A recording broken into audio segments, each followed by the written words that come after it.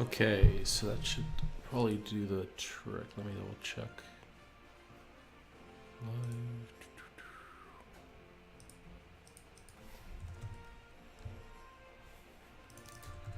Right. Okay. So this is the community choice deck for the third one. Essentially Saheeli Evolution. So what is the aim of this deck? What is it trying to do? Essentially, this is a mid-range combo value deck that you've seen before, in the sense of like you've seen these kind of decks with Court of Calling and Collected Company. However, this deck plays none of those cards. So what it does instead is it uses the engine of Lotus, like it basically uses Voice of Resurgence, Renegade Rallier, and Eldritch Evolution to both generate a ton of value as well as essentially like start digging to its bullets. So we'll go into the Eldritch Evolution packages in a bit, but first let's talk about like the main engines in the deck. So the deck runs a ton of fetch lands because it wants to use them for Lotus Cobra. So it uses birds and Lotus Cobra in order to power out itself extraordinarily quickly. You can actually kill on turn 3 if you get like the perfect draw of Saheeli, Rai, and Felidar Guardian, Lotus Cobra, Bird, which is very unlikely, of course, but you can. Basically, by going up to 3 with Lotus Cobra, playing Lotus Cobra, and going and like playing Saheeli, Rai, for example. You can also like, you like if you go Bird, Lotus Cobra, you can unlock a turn 3 kill. But that's not really what this deck's trying to do. It's just trying to generate value. So you have like these Oath of Nisses. That can basically get any permanent in the deck apart from Eldritch Evolution. So essentially you can't get an Oath. So there's 50 free hits. Once you cast the Oath, basically there's 50 free other cards that are hittable. And yeah, it just basically uses those engines. Like it uses Cobra Bird for its mana, but then it uses Voice and Renegade Rallier kind of as like mid-range value engine. And then you have like the combo aspect. So there's the Saheeli Rai, which obviously with Felidar Guardian is an instant win. You basically copy the Felidar Guardian. The Felidar Guardian blinks the Saheeli Rai, which puts her back to 3, and then you copy the Felidar Guardian again, and so on and so forth. But the Saheeli Rai in this deck has other uses. So you exile the token, which is worth noting, so it doesn't really work with Voice of Resurgence. But you can, for example, use a Renegade Rallier to generate more value. You can use Avalanche Riders, again, to generate, to destroy your opponent's mana base. Bailoff to gain life. With Sun Titan can get back Saheeli Rai. And essentially then you can copy Sun Titan and like get back and get as many Sun Titans as you have Saheeli Rais in your graveyard. It's worth noting that I cut a Sun Titan from the standard list. I felt that it is good value, but I didn't feel it was necessary, and I wanted to put the Bailoff main deck to free a little bit of the sideboard slot and a Selfless Spirit, because I thought that Sun Titan with Selfless Spirit would be really powerful, and you have an Eternal Witness in the deck too. It's also really hard to get the Sun Titan with Eldritch Evolution, which is why I added a Bailoff, because with 2 evolutions you can sacrifice, say, a Voice, get the Bailoff, and then sacrifice the Bailoff for Sun Titan. You know, if you decide that that's the line. And yeah, and over here you have all your one-ofs that you can get with Eldritch Evolution. So, Land Destruction, Ultimate Value. Sigarda is hexproof, so that can be pretty okay against Storm. They have to double Grape Shot you, which is okay. Like, they probably get there, but it's still a disruption threat. Fractusk, very good with Saheeli. If you get a Fractus with Saheeli, you basically you get both sides of the effect, and that's really powerful. Reflector Mage, which was never legal in Standard at the same time as Saheeli. And people were extraordinarily concerned about... actually, yeah, no, they were legal at the same time. They just never were in the same deck. But we fixed that problem today. Then you have Meddling Mage. The Meddling Mage like requires pretty good modern knowledge, I would feel. Sorry. Mostly because you have to know what to name and you have no other way to know their hand, so... It's really a tutor target. I think like against Storm, naming Grape Shot or something like that is extraordinarily powerful. So that's where the matchup you want it. Because like Storm right now, most versions should not play Empty the Warrens or anything like that. So yeah. Your Selfless Spirit, which I've added. It felt like Selfless Spirit would be really good with Renegade Rallier, and protects your combo. So I thought it was okay as a concept. I wanted it in the sideboard, and then I realized like I need a main deck card out of the sideboard, and this is probably one of the better ones. And then an E-Witness just in case a key piece is gone, you can get it back. Right. So this deck like wins through like value generation with Voice and Renegade Rallier really. After that, the sideboard is a festival of stuff. So I'll just try to break it down as much as I can.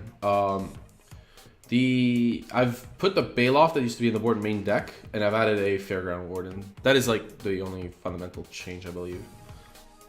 There's a Path to Exile. I guess it's just a good value card. 2 Unified Wills, 2 Stony Silence. You can't play Rest in Peace, and there's no real good graveyard hate options at sorcery speed. So you're kind of a little more vulnerable to graveyard decks in that sense. But we also have Gadok Teagues, really good against Storm. So if you go Gadok Teague, you can prevent them from doing Gifts Ungiven and other aspect shenanigans. Reclamation Stage is like a creature you can tutor. So that's why you're playing only 2 Stonies, is like you can tutor this Reclamation Sage. Very good value creature in Glen Elendra Archmage for various reasons. Kataki's War Wage, again, Affinity. Acidic Slime, I don't know, Rhetoric. His status counter. And I've added the Fairgrounds Warden, because I've been in situations where you want to remove a creature. And I felt that was one of the better ones. Right, so let's give this deck a spin.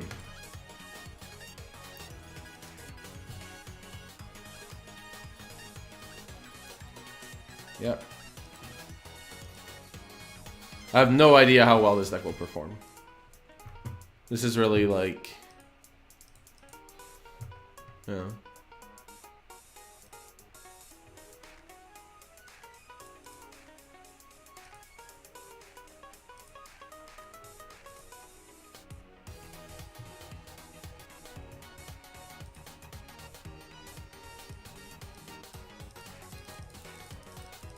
Fellas Lancers was the suggestion I just had to tutor Saheeli.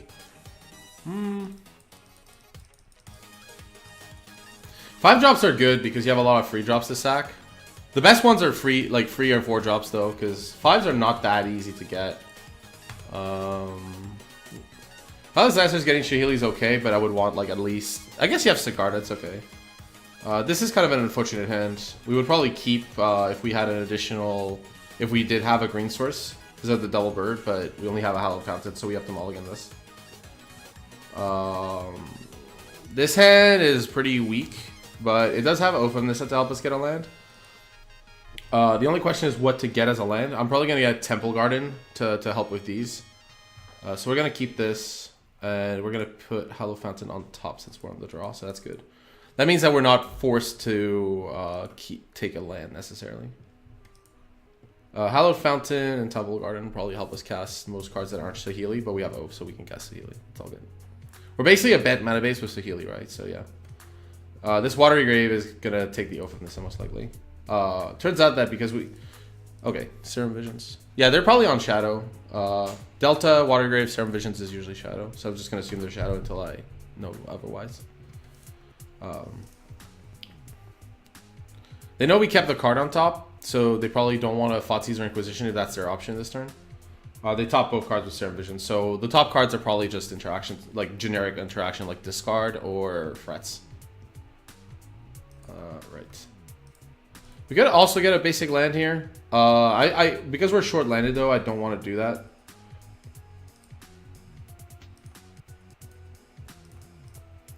I'd rather make sure I can cast my spells.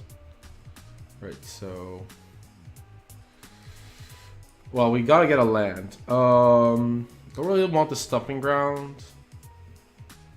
Like, we only need red for Saheeli, and we have Oath. There is also Avalanche Riders, technically. So if we draw that, then yeah. But I like the Flood Strand here. Because if we draw into Cobra, then we can play the Cobra. Or we can play it on, like, the turn after.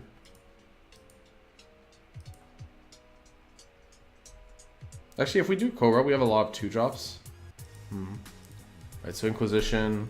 Opponent should take Voice. Meddling Mage isn't really a threat.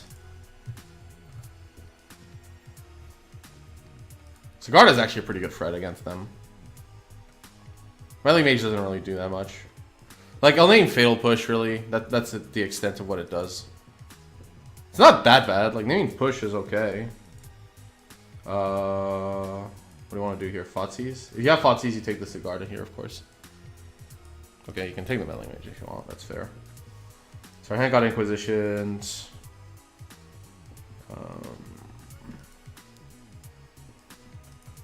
Right. Drawing Sacred Foundry there is obviously awful. They know about Halo Fountain and Flooded Strand. So they're going to play the Hallowed Fountain tapped. No need to give our opponent more info than the fact that we don't have a 2-drop. So we started with 1 land and we drew up to 4, but yeah, it's fine. These are actually pretty good threats against Shadow. Well, Baloth not so much, but the Sigarda is good. It's actually really hard for them to kill this card. But we have no mana acceleration, and they're gonna like start dropping threats next turn. So we need like something to bridge the gap.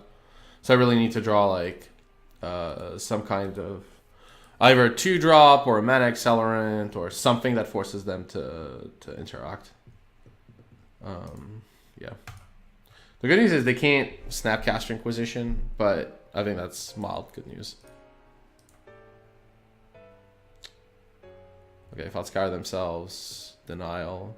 Denial does almost nothing against us. Actually, it hits Evolution. That's a pretty big one. So our opponent has Fotsies. Well, you have to take the Cigar. You can't take the Baloth. So yeah. So the Cigar is gone, which is sad, but it's likely. Like they're always gonna have like some kind of interaction. Based on how this turn went, I'm gonna guess that my opponent had a very awkward hand. They might have had a Shadow in hand. Although I would have played Shadow this turn, for sure. Right, the Breeding Pool is also a terrible draw. We're gonna play Sacred Foundry tapped. I don't want to tell my opponent that I have this Breeding Pool. It does cost me 2 life for the privilege of just doing this, but because like we're gonna probably want double green for this. But yeah, maybe that was wrong. Maybe I should have played the Flooded Strand, since that doesn't give the info and allows me. I probably would have fetched, we have the Temple Garden, we have the Hallowed Fountain, so I would have fetched, I guess, the Stomping Ground. Yep, there's Death Shadow. Surprised they didn't run it last turn. Like, I would have waited a turn on this Fotsies. So we have Birds of Paradise. Right now, our opponent can't push this Baloth. Okay, well, whatever. We'll just play this Baloth. They have, like, sometimes they have main deck Liliana, but normally they don't run Stubborn Denial and more than one main deck Liliana of the Veil. So we're just going to run out this Baloth. Also, like, we're doing nothing else. So, yeah. The Baloth isn't that great here. It's just that right now our opponent's Shadow is like a 1-1. And if we draw Evolution into... I guess Sun Titan would be good. Yeah, Sun Titan's basically unkillable. Okay, they have Baloth. If I had a way to... Do I have a way to make... It's actually weird. Now that I notice, I don't have a Scavenging Ooze in this list. That seems like a really big miss. Okay, so we're just gonna sack this Horizon Canopy. We can cast... Yeah, we'll just use a Sacred Foundry. We don't need the red, since we have Oath on this for Saheeli. Voice is decent. Not really too much they can interact with here on the Voice. We'll also play the Bird out. They know about the Flooded Strand, so they know our hand. They know our hand is awful. It's okay though. I'm not gonna attack because right now my opponent's Shadows are 1-1s. Let's keep it that way. Let's see what the game plan is, because I've lost because like, yeah, I think the game plan for me now is keep this Flooded Strand when I draw a Rallier to get back Voice of Resurgence. So I'm probably gonna play the Flooded Strand out. Although our opponent could Cool Against Command us. I guess I won't play the Flooded Strand because our opponent could Cool Against Command us, but I won't use it. Like, as in, like, they could command us on draw step and like return a Street Wraith. That's already a good enough play. Let's not compound the issue. Although they probably will kill his Voice to do so. Yeah. Okay, this is interesting. This attack is fascinating. Oh, okay. They have a fetch land. The fetch land means that they can like fatal push now, so that fetch land and like deal a ton of damage. But yeah, I think I'm okay not blocking here. I'm at 19. No, because if I double block, my opponent just plays fatal push on this, and I lose my voice for no value. So that's why I don't double block, because they just push this bail off. Well, here they yeah. It's pretty likely that my opponent has fatal push right now. So that's why I'm not rocking into it. Right, so they're 4/4s. We could take like this first hit anyways.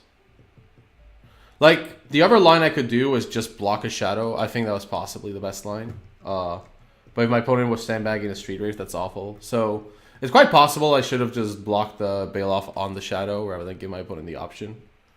Yeah, that's probably what I should have done, is just block the bail off on shadow. Because they need like exactly Street Wraith. They actually, no, wait. They could have Cole against command, and then that would wreck me too. So yeah, this is fine. Okay, they push the voice. That's very interesting. They must have like Snapcaster push. Otherwise this play makes no sense. Yeah, they have snap push. Okay. Right, so do I think their last card is Call against command? Because like this attack doesn't make sense if their last card is Call against command, because I could just block bail off on a shadow. I guess they could push it, but that's like less damage. Like, why would my opponent give me the option? Okay. This is an awkward draw. We're gonna play the one-off Flooded Strand, since then our opponent doesn't know the last card anyways.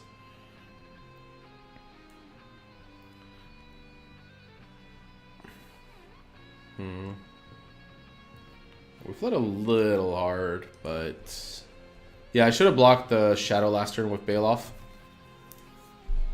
Although I'm a bit surprised my opponent pushed the voice and the token.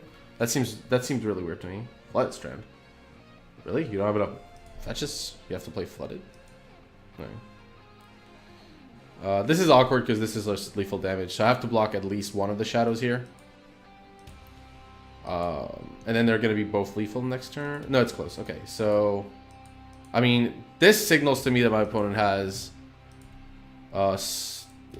No, wait. We're blocking Snapcaster, and we're blocking this.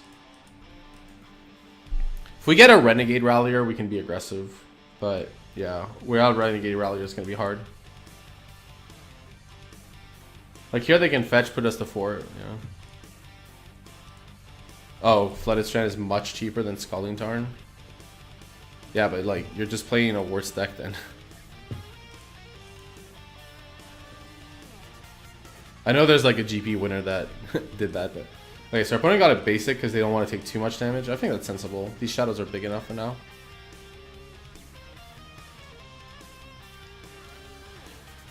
We have what in our deck? We have a basic. We have 2 basic planes, so I can fetch both basic planes if I draw into Sun Titan.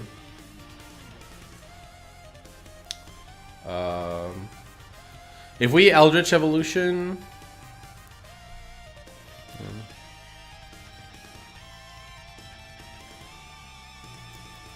right, there we go. Call against command, that makes sense.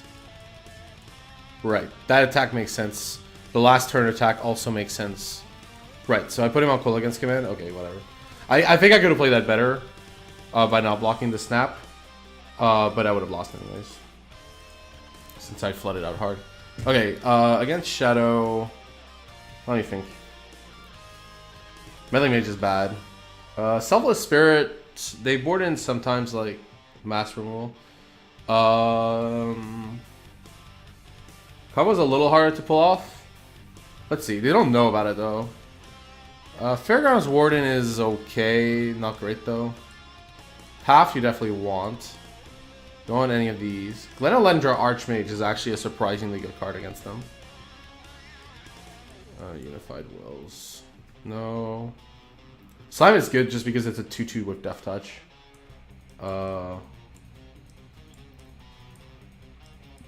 Should be like these cards. When we're short carded, Fairgrounds Warden is pretty good.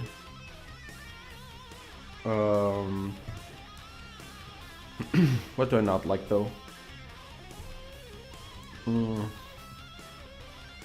Let's see, if we're boarding these cards in... Sometimes they are short on mana, so Avalanche Risers isn't that bad. It's not as important though, especially in post-board games. I'm gonna cut the Avalanche Riders. I don't want to cut any of the other tutor cards though. They're gonna board out their Stubborn Denials, so Eldritch Evolutions become even better. Reflector Mage is good. We can like shave a Saheeli, since we're less all in on the combo. They have Fatal Push for Guardian. Guardian's still a good value card, so we're gonna keep it. I'm probably gonna shave a Bird or a Cobra. I don't want to walk too hard into their mass removal. I guess I'll shave one Cobra. Like, they do have to push this, but it's a lot easier for them to push this, and we have a ton of free drops, so yeah. Trimming Oath? I don't like Trimming Oath. It's like basically your Serum Visions. Trimming an Oath seems wrong. We're boarding like, what, one card that can't be gotten by Oath, so it's a tiny bit worse, but yeah. I don't want to like trim my Serum Visions or Ponders in these matchups. Like Cobra like walks into like all their cards. Okay, so we're gonna play first. Oh, this hand, I mean, oh my god, I forgot. Oh man, sorry, I forgot to change this for Guru Land. Well, the excellent basics are okay. Right, we're gonna start with Bird, but we still have Oath into Oath if we need to, and then if we draw a fetch land, we can relegate Randolier into an Oath. So this hand is decent. We'll keep. It's also a super resilient hand to like discard spell. Because we have two Oaths, so yeah.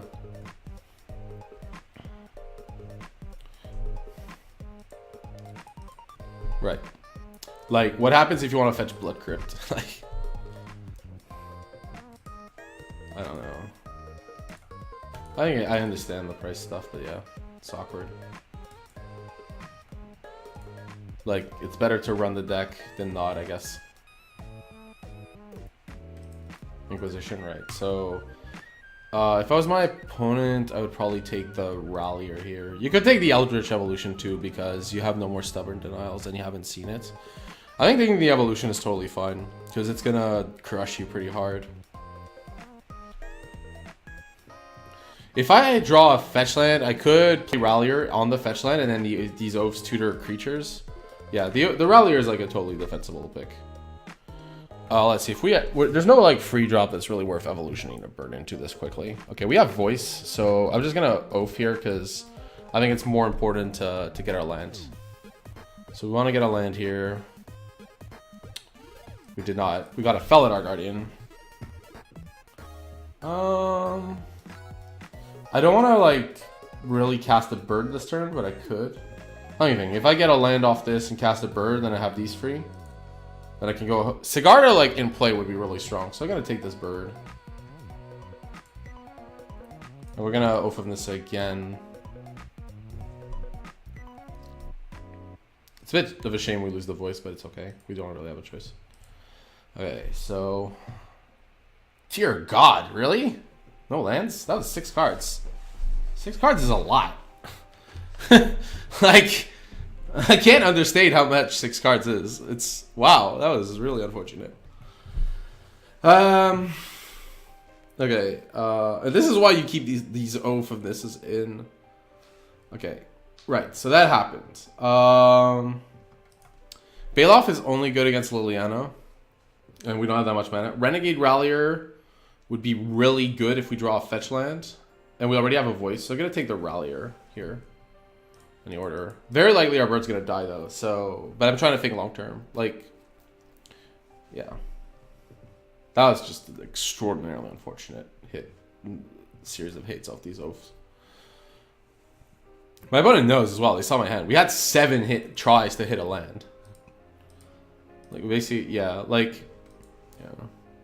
Oh, I'm gonna give credit. My opponent finally fetched land and then play Serum Visions. Good. Excellent. Finally. Right, so like here it's kind of awkward because, yeah, what can you do, right? Like, you look at 7 cards and you got a land. You can't. It's magic for you. That's how the game works. Like, still a card game. Wow, okay, our opponent didn't kill bird. We didn't hit a land, but they didn't kill bird. This is kind of rough because they could have a mass removal spell here. I could play bird or I could play with voice. They didn't push this bird, which is interesting. So I'm gonna go on a limb and say they don't have a push. They probably have a Thought Scour. I'm gonna like play the voice here since I have the opportunity. My opponent might have like I could play the bird a little later. So yeah, we have to pass here. His opponent's not gonna do anything in the turn. Yeah. Voice is pretty good against Shadow. It's not that insane, but it's a really good value creature. Yeah. I know they could Inquisition this bird away and kill this one, which would be awful, but yeah, what can you do? This is interesting. They got like basics in a matchup where these don't seem to be as relevant. Okay, explosives for 1. Right. Well, that would have been awful. Yeah. So our opponent might be tempted to do this now. I honestly would if I was my opponent here. Like, if you're playing explosives for 1, this is as good as you're gonna get it. Like, I wouldn't play explosives for 1 if my plan was not to blow it up right away. Right, that's fine. Obviously, yeah. We gotta play this bird. And, wow, jeez. Moto things. Right, so the explosives, if they explosives for 1 my bird, it's that they don't have much to, yeah. Actually, attacking there might have been a little, that was probably gluttony. Because, like, my opponent decided not to take damage. I probably shouldn't have attacked there. Like that turn. Because it means like they can't shadow off a Street Wraith or a fetch land. Off a fetch they can, not sorry. But off a Street Wraith they can't. And or like okay, so they push this. And then they get a Kozilek's return and wreck me totally. I mean, yeah. Get a red source Kozilek's return. No? Okay, that's fine. Dear God. This is... I can't actually... Let me think. They have a fetch land anyways. Attacking's hard here. But they have a fetch land. Oh, they have snap push. This was a bad... Actually, I don't really care about this elemental. If it kills a snapcaster, that's fine. They can always snap push this bird. Yeah. Why did I board out 22 lands? Yeah, I know. Yeah, they had return. Okay, that's fine. I think it was a mistake for them to wait for me to untap there. They know I have Rallier, but they also know I have Evolution. So, like, if that turn I decide to, like, Evolution rather than, like, because that turn I might be incentivized to Evolution. And if I Evolution the bird, I don't think there's any... I guess, like, I would get a Rallier, so maybe it's okay. Maybe they don't care. Still think it's a little risky.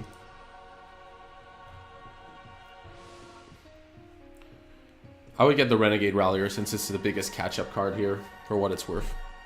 Well, I'm playing from the Shadow perspective. Your opponent's down to 1 green source. They can't do anything. I think Eternal Witness is not the answer. Because, like, whatever I witness is something I would put into play. So, yeah. Dear God. Come on. Stubborn?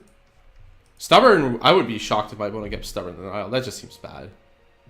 Like, Stubborn Denial would not be a very good card here.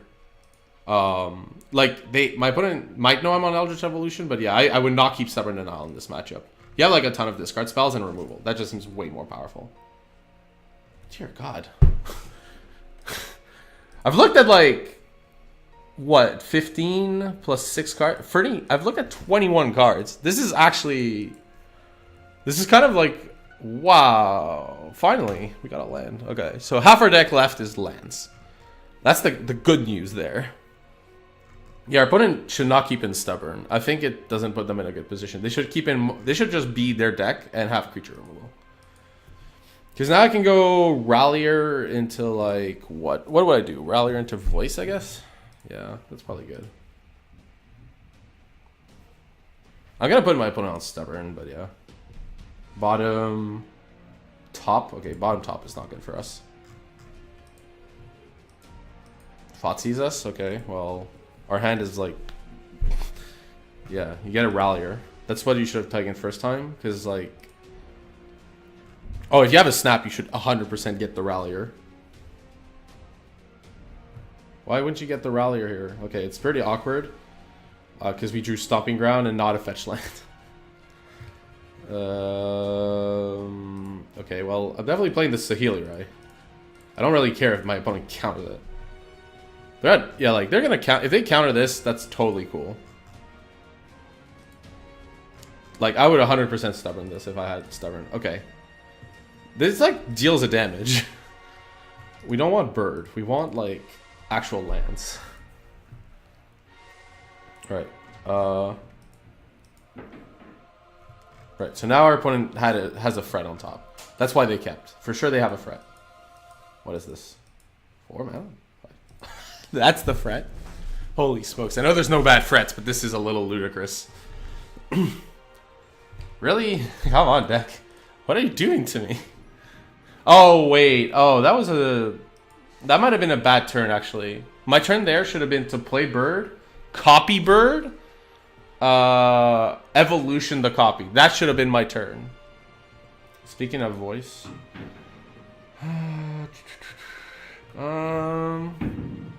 let's see. Voice is interesting. It's not a land, though. I think we just want to fetch land pretty hard. But yeah, I should have... This turn, I should have bird, copy bird, and... yeah, that should have been my turn. Is bird, copy bird, and make a rallier, get a voice. That should have been my turn. Actually, wait, no, the bird's not exiled. So, sorry, evolution. Yeah, evolution and rallier. Yeah. I still have a rallier left in the deck, right? I have 1, 2, 3. Yeah. Right, so now that Saheeli gets attacked. Or is it I'm getting attacked? Oh, okay. Well, I'm definitely taking the damage. What do you have? What is this? Okay, my opponent passed the turn. What are they doing on their own end step? Kozak's return? Okay. Oh, that's what happened. They have a bunch of returns or something. Okay. We again... Dear God. What is wrong with my deck? It's kind of... Okay.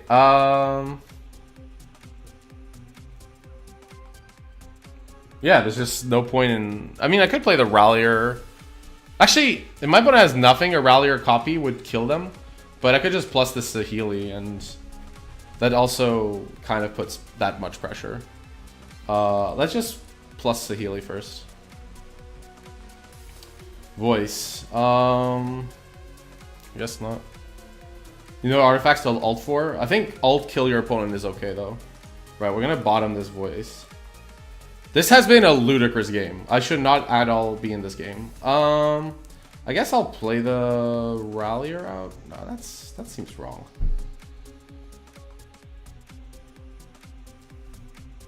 Nah, let's not play the Rallier. Let's just be patient. I've been very patient.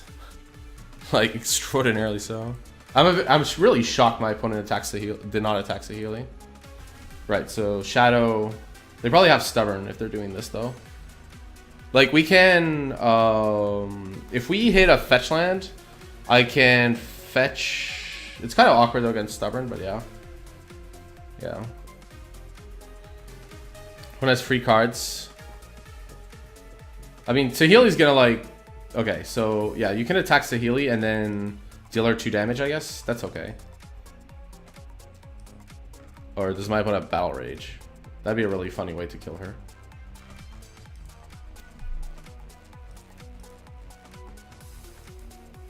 Okay.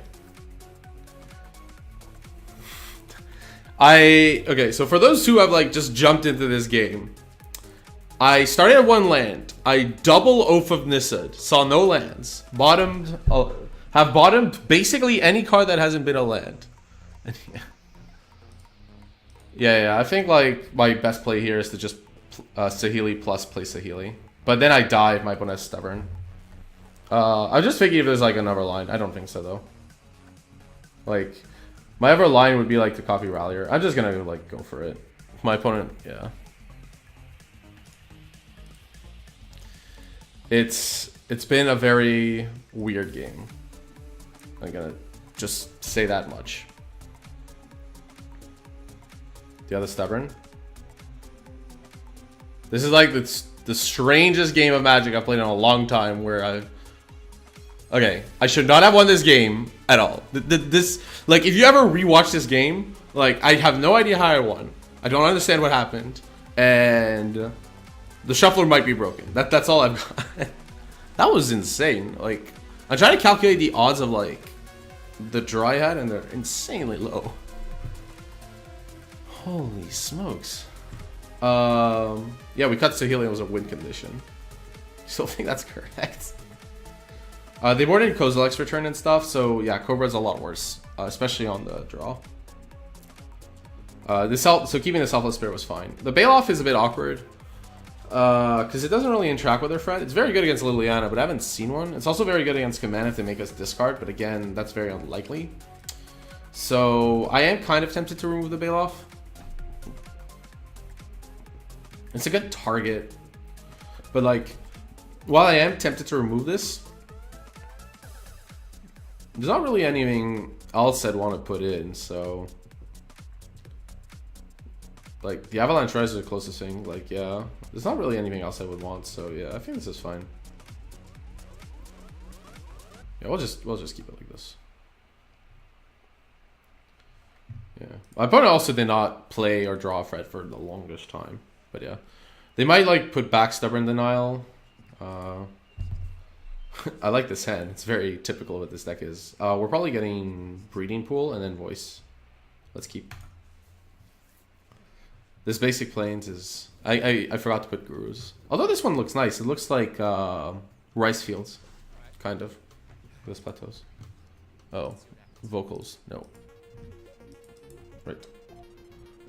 Let's just play Heath and pass. We're almost certainly going to get Breeding Pool here. Yeah, and you thought I should cut Oath of Nissa, please. Oath of Nissa is like one of the best cards in this deck. I think I'd run 7 Oaths of Nissa in this deck. Like, because it's like your only Ponder effect. It's very good in this deck. Like, I mean, you're not running Court or Collected, so at least you get that advantage. Okay, so our opponent Thoughtseize is us. Nothing I mind too much. The Fairground Warden is okay, but, you know. The idea of the Fairgrounds Warden was like, when you're like both short carded, you can play this and it kind of like acts as a semi-reflector mage. Getting the Path to Exile there is definitely correct. Since it's by far the best interaction spell I can have. Is this a turn 2 Shadow? That's really fast. Although my opponent can't get Blood Crypt because they have 2 Flooded Strands. So yeah.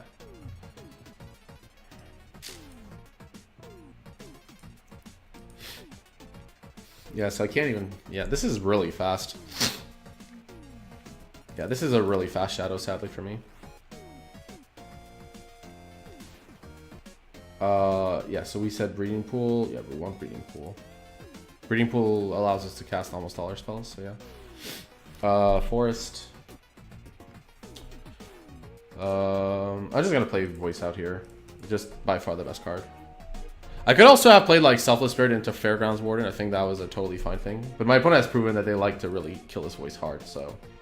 Like, they've been very aggressive in killing Voice.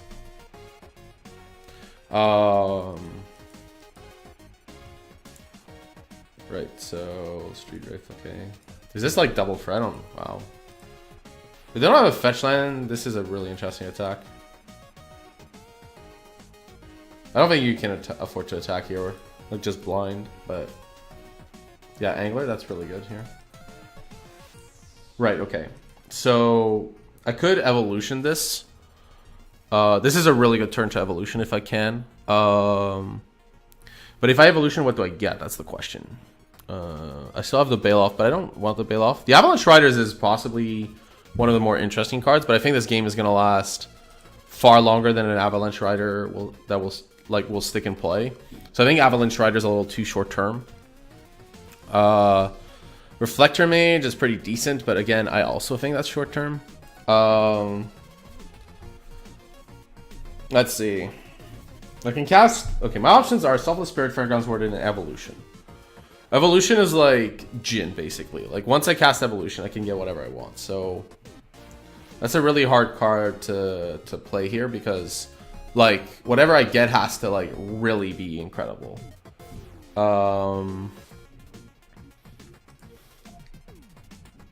And, like, I can Evolution Glen Elendra Archmage, but that's a little far down the line. That's the problem. Like, my option... Okay, so, like... Okay, if I play Fairgrounds Warden, my opponent Doesn't have a push. I also can't attack right now, which is kind of awkward. If I Reflector Mage, that's on Angler, that's pretty okay, but not like it does buy me a ton of time.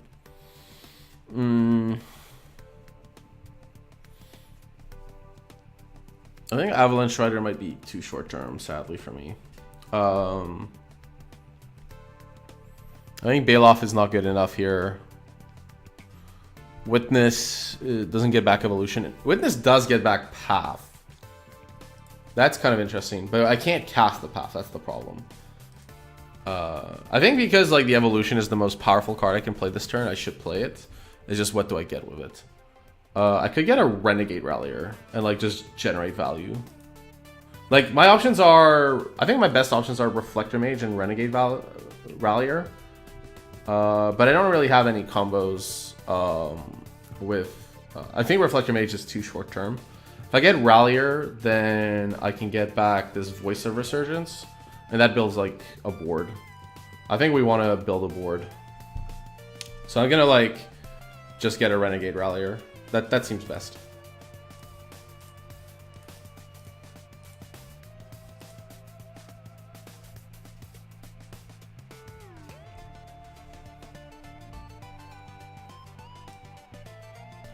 So many options. Okay, so we're gonna get Rallier. And a permanent left, so we're gonna get back Voice. Right. Right, and this builds like basically this makes Evolution like a free 2 and a free token and an elemental token. So it's a lot of value. And I'm all about the value. We still can't really block the Angler though, that's kind of the problem. I guess my one only has 2 lands and they could push, I guess, both. If they use 2 pushes to deal with this board, I could also just play Selfless Spirit next turn, but then if they have push, they're just gonna push the Spirit. But I have Voice, so I think I'm just gonna take this. And then we'll have access to Spirit, which is gonna be really nice. I think taking this damage is okay. I think the value of blocking is very low.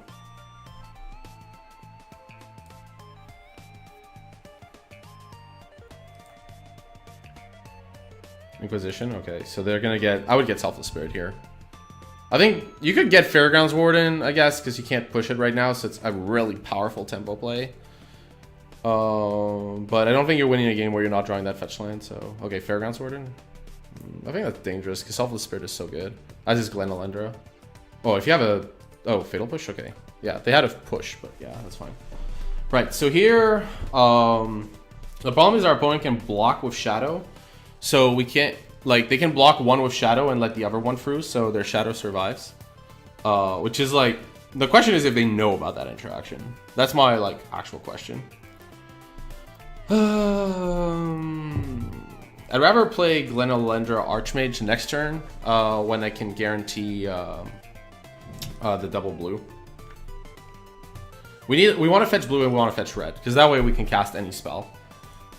This turn is hard, like I could attack into the Shadow, because my opponent's short card. They only have 2 cards and they only have 2 lands. It's not much.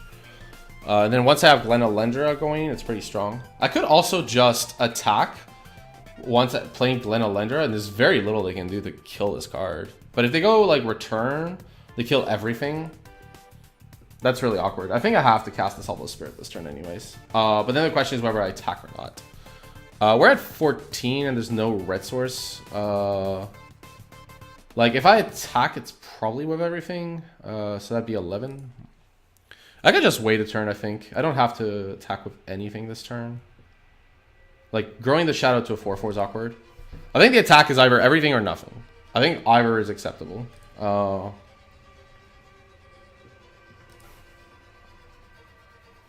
We could draw into E-Witness too. 12 cards. This is actually a really tough turn. I don't know if they realize what the interaction with this is, but even then they can go to 1. But one cuts down almost all their red sources. That's a big advantage. But I don't know if they know the interaction. Like, you can block Shadow one of these creatures, and the other damage pumps it up, so it survives. Like, neither creature dies. That's what happens. I don't know how much they know that interaction. If I attack them with these, this is 8. So they go to free, so this becomes a 10, 10, and 5, and that's lethal through a Selfless Spirit. So I don't want to do that. I could attack with just one creature. I think all of these attacks are just bad, so I'm not going to attack. I'm just going to play Selfless Spirit. And I want to fetch a... let's see, we have Sacred Foundry. We need a blue source. We have our Breeding Pool, so we need a Hallowed Fountain and a Stomping Ground.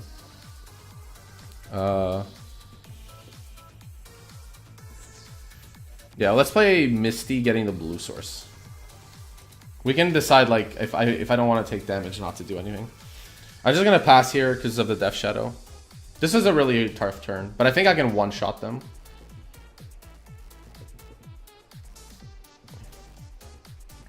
Like, I think I'm giving them time, which is not great, but yeah.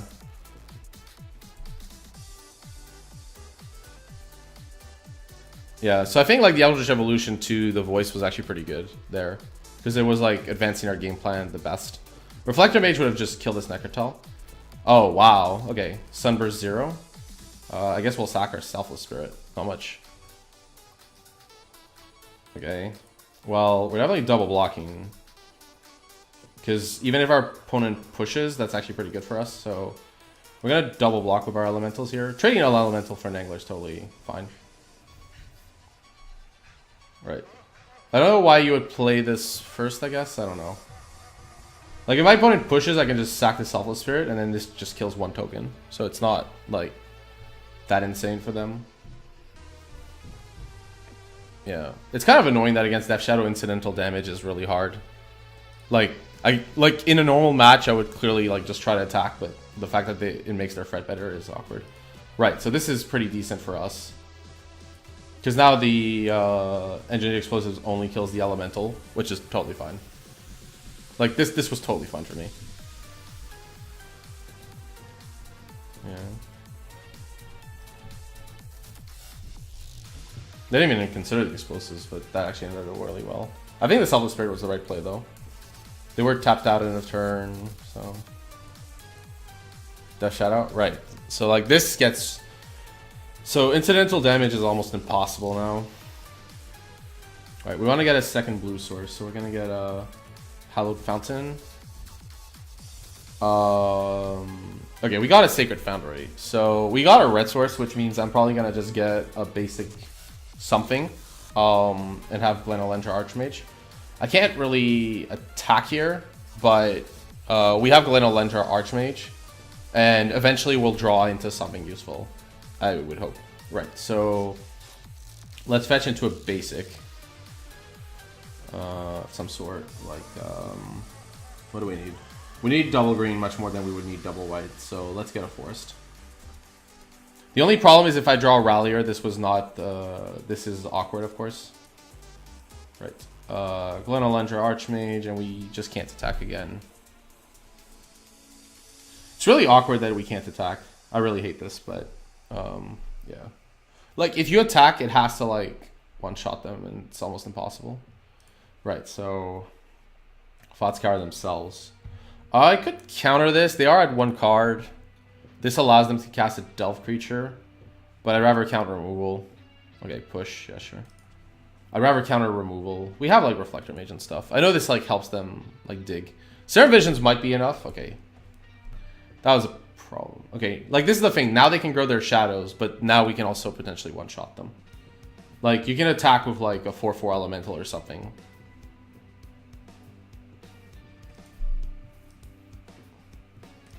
Like, the idea is, like, we have these two flyers, so our opponent can only go solo. Okay, so our opponent goes to... Fatsis is fine, of course, because we have nothing.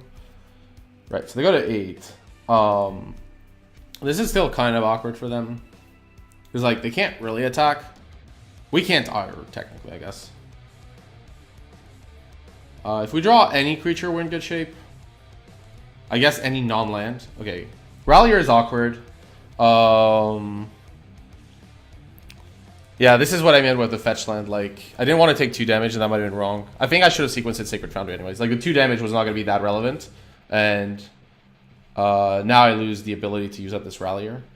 Actually, it's not so bad. I can sack the Selfless Spirit and attack with, and then Rallier the Selfless Spirit back. So I get a free indestructible trigger. And I can attack them for 5. Which put them at free, and then have these flyers. I think that's a good line. So, yeah. Sack the Spirit. Renegade Rally the Spirit back.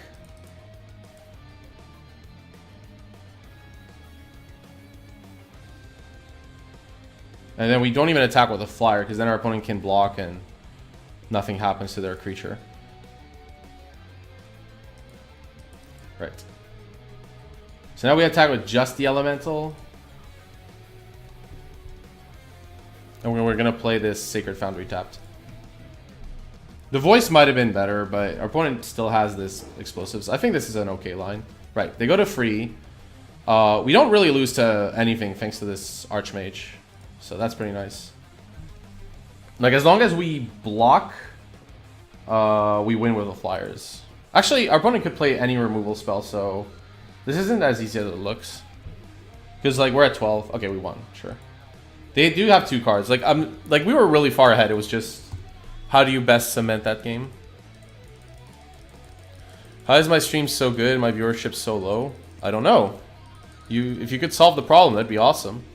I think it might be the time of day. People had to get back to work, I suspect, on the 2nd of January and had to catch up on everything.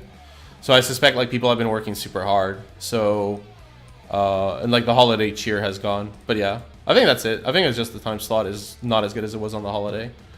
I am considering moving the stream to, like, 4 p.m. start on Eastern, which I might do. What happened? Oh, we're waiting, yeah. Yeah. But yeah, I appreciate the kind word though. That was not a backhanded compliment, like subtle compliment. I liked it. But yeah, if you like thought the stream was good, like just share about it, talk about it. That'd be awesome. Like yeah.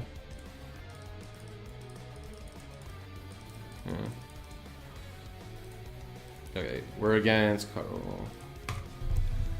Yeah. Yeah, every day a different deck too. The community decks have not been that popular, but I think it's because they're on Thursday rather than that. It's because like people want to see their own deck in action, maybe. I don't know, and they don't know about these decks. This deck is really cool though. This is probably like one of the cooler decks I've had on stream. Okay. Well, we have mana for voice, so we'll keep. We have voice into evolution and 2 lands. That seems good enough. I think the other cards are super random. I think that's one of the biggest drawbacks of this deck is we're playing like these one-ofs. And like if you draw one, yeah. Okay, so what is this? Conflagrate. Have a guess at what this meddling mage is gonna guess. Let me think here. Because this breeding pool is always gonna deal me damage. So I'm gonna just play breeding pool tapped. We're gonna have to meddling mage this conflagrate at some point. Yeah. Oh, cool. Yeah, also I'm uploading all these videos to YouTube later. It's possible our opponent's going to conflagrate as a discard outlet, which is totally fine, because conflagrate is the nut awfulness for us. Yeah, we're getting conflagrated. This is a really interesting game, though. Ah, okay, that makes a lot of sense. So they have no cards, though. So this is pretty risky from my opponent. Oh, wow, we have combo. Okay, so everything we do now should be towards the service of making this Saheeli Felidar Guardian combo happen. Nothing else really matters anymore. Let's see. The thing is, meddling mage isn't really going to do anything. What is like my opponent hitting a land. So I'd rather just hit a Voice of Resurgence here. Because we have Saheeli, I am actually forced to get a Sacred Foundry and take the damage, which I don't like, but is what it is. So Sacred Foundry, yes. We play the Voice because that gives us options for evolution. They didn't have any lands. They played their 2 and then they discarded 5 cards. Their last 4. They hit Narcomoeba off the dredge. Okay, they hit Narcomoeba, which makes this a little less likely, but not that unlikely. Let's just see. Okay, so they have a Stinkweed Imp in hand. If they hit Cathartic Reunion, this is still fine. So we're just going to go for the combo here. Yeah. Yeah, they didn't pitch any lands. Yeah. So here I could I'm going to just Saheeli Rai, like, because I could, I guess, evolution to Cobra, but I think like just getting Saheeli Rai and plussing is just game over in most cases. So we can cast Saheeli. We just have to we have red and blue, so I'll get my second force from this.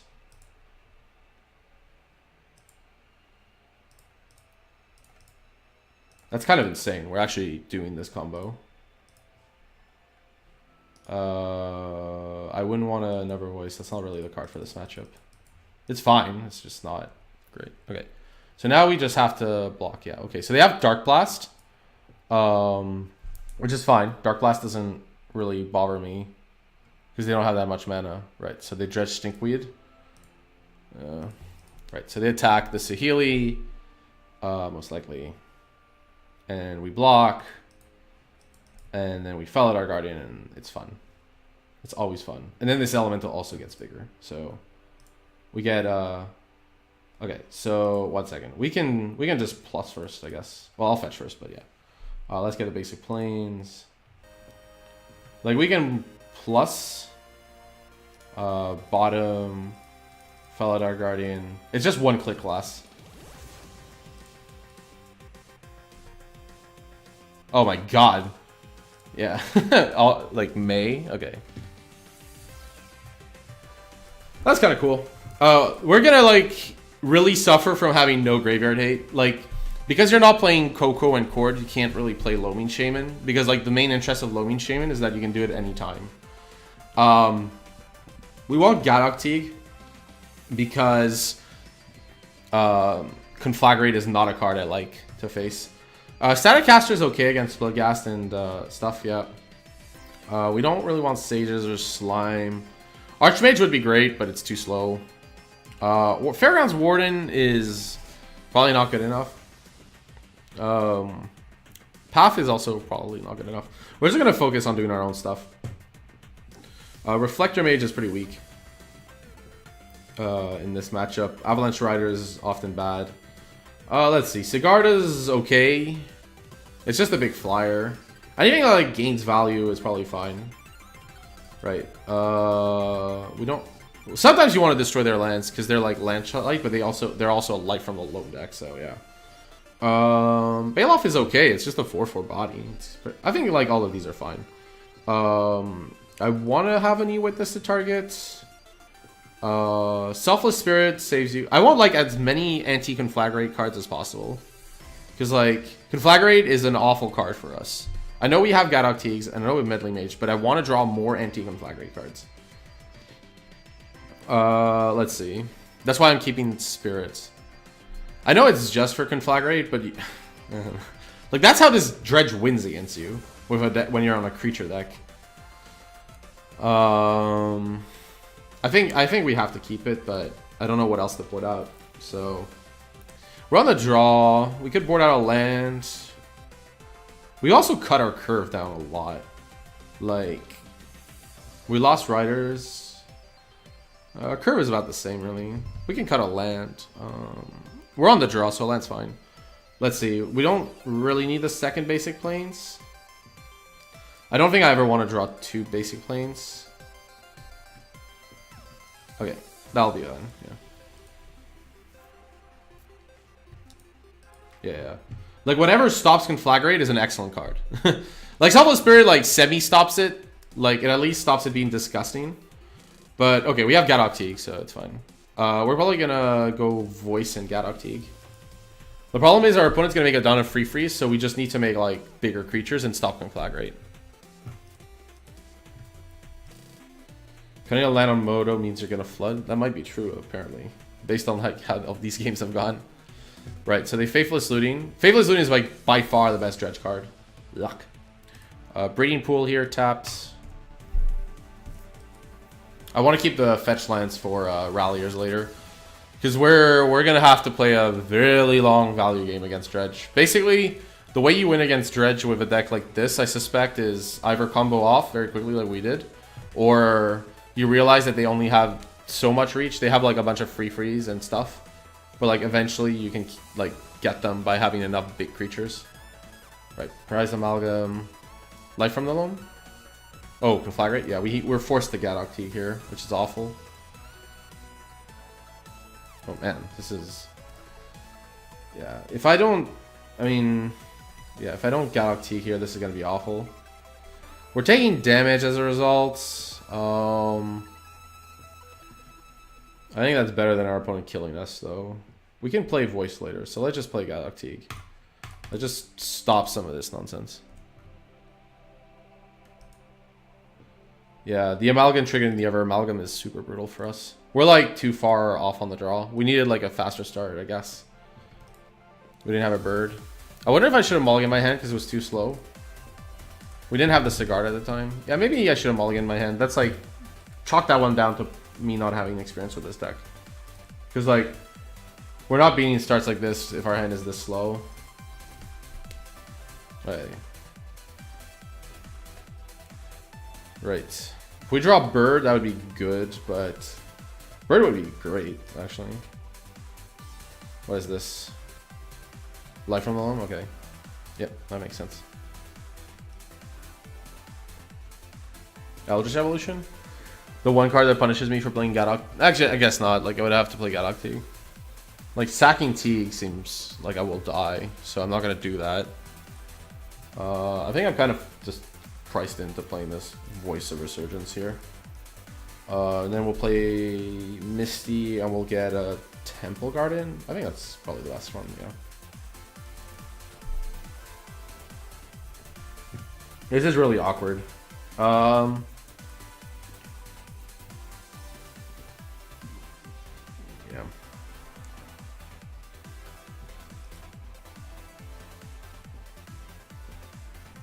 Okay, they boarded. We also have to notice the cards they boarded in. So Lightning Axe, Thoughtseize. Thoughtseize makes sense. Magus of the Moat. That's like creatures can't attack, right? So like on the turn you can attack. I guess Magus of the Moat would be a really cool piece of tech. Let's see. I could kill a Bloodghast, but my opponent has tons of lands, and that gives them an enabler. So I'm gonna just do this and prevent maximum damage. I'm probably just dead though. Yeah. Like, there's not really anything I can do to survive. Let's see. Get a Stomping Ground. I could have gotten a white source, I guess. There's no double white creatures though to start with. Okay, Narcomoeba, Prized Amalgam. Okay, that's a lot. Yeah, this is what happens when they're on the play is, and they're like this. It's just too fast and you can't stop. Interesting, really, Relic of Progenitus would have been too slow against this draw. If I was a Relic deck. Okay. Well, I'm at 2 and they have 6 lethal creatures and I can play 2 blockers, so we're good. I think so, right? Like, there's nothing I could get. No, because like Galactique can't die. Galactique is just like, yeah, and Galactique blocking kills me too. Yeah, we'll concede.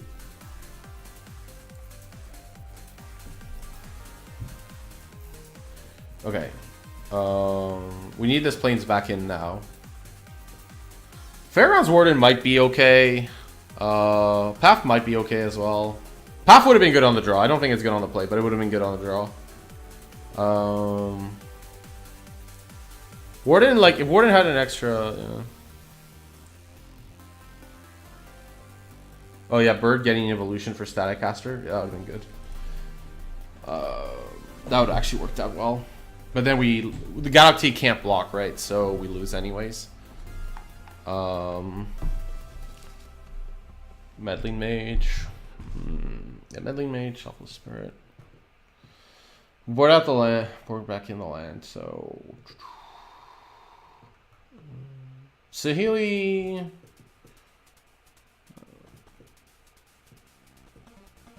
Can board out of Saheeli. We can beat them with like a bunch of big creatures. And yeah, they have Thoughtseize and stuff. I don't know about boarding out the Saheeli. That seems maybe a bit risky. How many answers do I have to conflagrate? 3 right now? And I can evolution into them?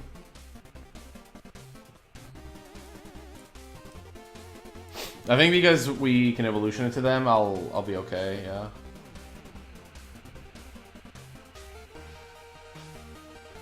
So Haley's okay on the play. I should have probably cut one on the draw. I should have cut one for a path. We didn't draw it, but yeah.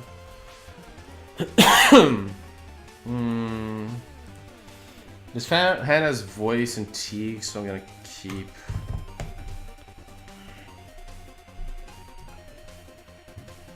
Okay, so they kept 2. Misty. We're gonna get a... We need a blue mana source probably with Poison Canopy. So I'll probably get a Breeding Pool here.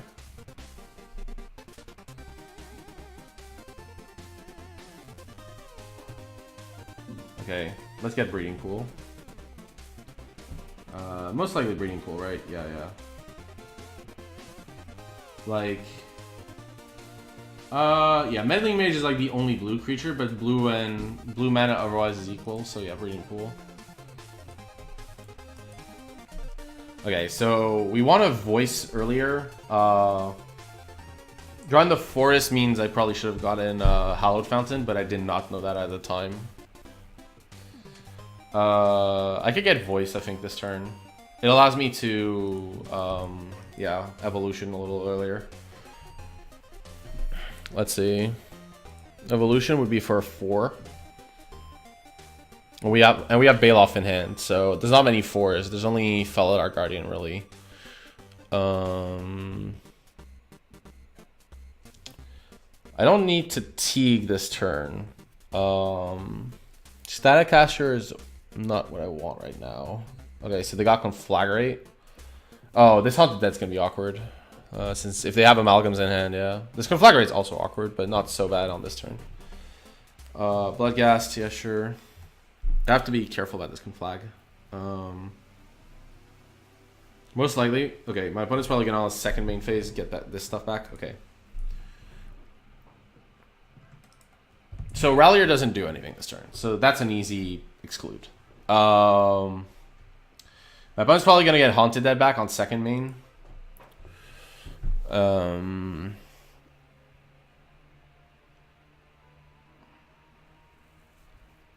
I wonder if we just keep the evolution. We could get like the Sigarda. Sigarda can only remove our own cards, but it's still like a 4/5 body. So I think we want to keep the evolution for this Rallier. So that would mean that this turn we play Teague to prevent Conflagrate shenanigans, and I'll play a tapped Hallowed Fountain. And then we can play Baloth, and Baloth starts blocking things. Although our opponent's gonna have flyers, so yeah. Sigarda seems okay, because like once we have Sigarda in action, there's only they still have Lightning Axe in their deck. But yeah, okay, so they do this. Haunted Dead, yeah. Okay, so it's not so bad here. You can still Haunted Dead, it's not like a cost, it's fine. Okay. Right, so don't attack. Right. We're gonna trade this voice most likely, since I want to. I could also like evolution the Baloth into Sun Titan, but that seems. I might do that if my Rallier or something dies. Okay, so Lightning Axe is there, but there's also an Amalgam. They have 2 Conflagrates. They lost the Lightning Axe. Yeah, okay. They're gonna attack here. They have 4 cards. Do they have any dredgers? They have tons of dredgers. Like they have Amalgam, so like any killing like Haunted Dead or Bloodghast might get Amalgam back. So yeah. What would I even want to evolve? I want to keep this evolution. So I think this turn we just take the damage. It's possible I should have attacked last turn. If I'm taking the damage this turn, I definitely should have attacked last turn. Right. Okay. We have Bird. Well, we're never blocking with Teague. So I'm gonna just attack with Teague and Voice here, and make my Baloth. But I should have attacked last turn at least. Right, so now we play Baloth. Yeah, I think Baloth is okay here. It's just a big threat that gains us life. And then we can... I don't want to evolution into Sun Titan, I guess, right now. Okay, so second Lightning Axe is gone. So I don't know what... I should have tracked what their cards are. What is this? Oh, flashback? Okay. Right, so now... Okay, Fatsis is gone. There's another Amalgam there. There's 2 Narcomoebas, so the Amalgams are coming back no matter what I want to do. Yes, I missed 2 damage earlier. I should have attacked. Okay, so the Amalgams are coming back. That's just going to happen. There's not much I can do. But the Baloth could block. I don't really want to block the Haunted Dead, but it could block the Bloodghast. Like they have the Amalgams are coming back. Blocking the Haunted Dead gives them the ability to make more spirits, which is definitely not what I want. So we're just gonna block this Bloodghast. I know they can get it back for free, but it's fine. Okay, yeah, you get Bloodghast back. Well, this requires mana and cards, but they have Life from the Loam and stuff, so it's fine. Okay, so we have Fractus. Fractus is good in the absolute sense, but obviously drawing it is awkward. I could get a Felidar Guardian here. Yeah. 1 second. Let me organize chat so I can actually see what's being written at all times. Okay. Okay. So I'll answer your question after this turn. Let's see. This is a really good turn to attack with. We don't want to attack with T because our opponent's going to double block. But we can attack with Baloth and Voice. Since our plan is to sack Voice for Felidar Guardian onto Baloth. I know that's less value than if we did the Fractusk. That's the only problem. It is less value. And this evolution is going to be really important maybe later. Like getting a Sigarda seems really powerful. Yeah, like Sigarda like solves a lot of the problems we have. Like dying to these flyers and stuff. But our opponent's only got, let's see. I think we need to get mana. We're gonna draw into more stuff. Rallier can get back Voice later this way too. So I'm gonna just go for it. It allows us to go Fractusk. We want to like just control life totals. Okay. Right. So we're gonna attack with Baloth and Voice here. I could also I could have also get Sun Titan by sacking the Baloth, which I should have thought about. Right. But like if I get Sun Titan, then I don't really get anything of too much worth right now. Actually, it triggers the fetch land, then I can Renegade Rallier later. Let's see. If I get Sun Titan, it doesn't do anything for me this turn though. Sun Titan's really good though because of the Vigilance. Alright, so that's fine. They take 2. Then we Eldritch Evolution Voice for Felidar Guardian. Felidar Guardian's good because it's a 1/4 blocker and it doesn't kill a creature. So yeah, so we want. We could also get is it Static Caster down the line? But I don't want to get it now. I'll get it later. I'd rather. I think the Felidar Guardian's better right now. Right, so Felidar Guardian, blink this Gadok, this Obstinate Baloth. Gain 4. Birds of Paradise. Green. Okay, sure. Yeah. So, yeah. So our opponent has another... They have 1 more Amalgam and 1 more Narcomoeba in the deck. Yeah. This Gadok Teeg is like our salvation, basically. If this dies, we lose. I'm pretty sure. Okay, so our opponent attacks here. It doesn't really matter because they're going to get back all their creatures. So we just need to figure out what the best block is for us here. Yeah. Oh, so what I felt about Modern as a whole after 21 days. I liked LD-based decks, like Spreading Seas, Field of Ruin style decks. I've loved them a lot, actually. What else have I enjoyed? I've enjoyed... yeah, so those decks I've enjoyed. Let me think. I'll look at the sheet. That's probably the best way. Like, I'll answer the question after the match specifically because it's an interesting one. Like, basically what decks that I thought were good. Okay, so here Gadok Teeg is not going into harm's way, and Bird's Ivor. So we have 3 blockers. So I don't really want my opponent to Haunted Dead. That seems really bad for me. So this guy's going. It's going through.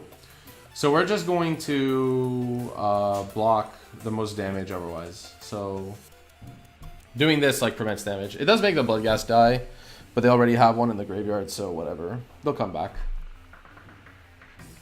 Yeah, okay. So yeah. This means none of our creatures die. And also the Elemental needs like 2 more damage to die, so that's, yeah. If I have a GP tomorrow, what would I play? I'm not sure, because like all the decks I don't have any experience with. I would play Grixis Shadow, but not because I think that's the best deck, just because it's the deck I have experience with. Right, so Bloodghast and Amalgams. Whoop. Yeah. I mean, Modern's clearly a healthy format. Like, I played 21 decks, and a lot of them have felt pretty decent, but not oppressive. So, our opponent... Okay, Neonate, sure. Yeah, our opponent's just trying to win before we amass the most ridiculous board possible, which is fine. Right, so... I could rally a voice here, which would draw me a card, but then I maybe can't cast Fraktusk. But I don't think Fraktusk is that important right now. We're gonna need to like start. Yeah. Let me think. Actually, my opponent might die to a counter swing at some point too. Like, yeah. Bloodstone is unreal. Like that card that got spoiled today. The draw card, lands have no abilities apart from mana abilities, is a totally unreal card. It's actually as simple as that. That card's gonna really change a lot, change Modern for quite a bit, I think, actually. This is a tough turn, because this would be a really good turn to rally her back a voice, but our only trigger is this Horizon Canopy, and that taps us lower. So if we can't cast Fraktusk next turn, that's really awkward. But like, Rallier creates... The problem is Rallier doesn't block very well. That is actually an issue. Is Rallier doesn't block well, but Voice blocks super well. Because like, it makes a huge token. So like, Voice blocks incredibly well. So I'm kind of a fan of... I think I'm a fan actually of Rallier this turn. Because like, we could play Fraktusk though, and have more information next turn. That's the over line. Fraktusk is a threat and gains us life and all this other stuff, but it also, like, Fraktusk, if we draw into... Yeah, but we want to block with it probably, yeah. Rallier Pro's Voice seems best this turn, so we're gonna just do that. And hope to draw a little... Like, a land is good, and there's a lot of cards that are good.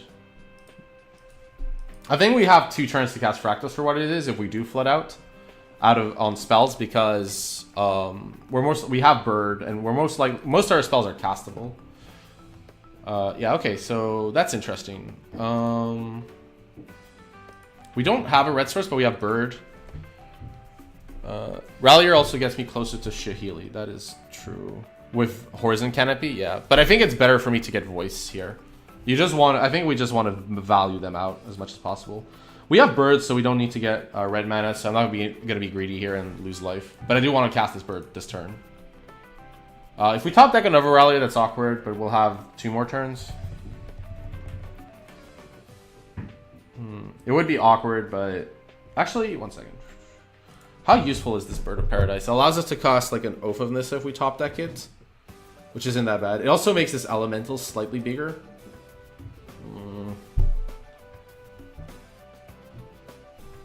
I think I'm a fan of getting the Voice here. So we're going to lose 1 for a basic Rallier. The Voice.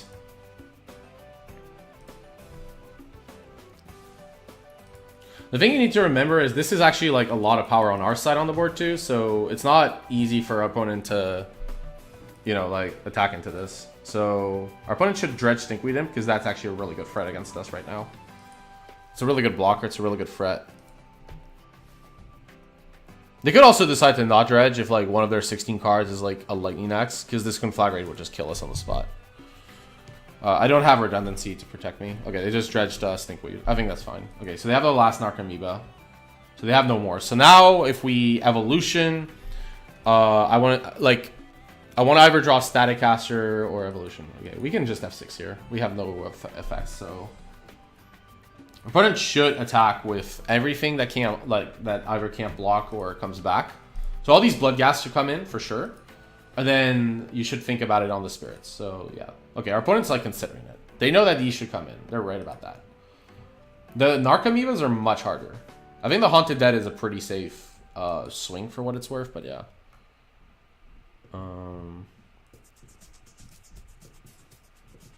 Because, like, the Haunted Dead, like, just deals damage most likely. Okay, the Spirit I have to... Okay, like, the Flyers I'm going to just take, sadly.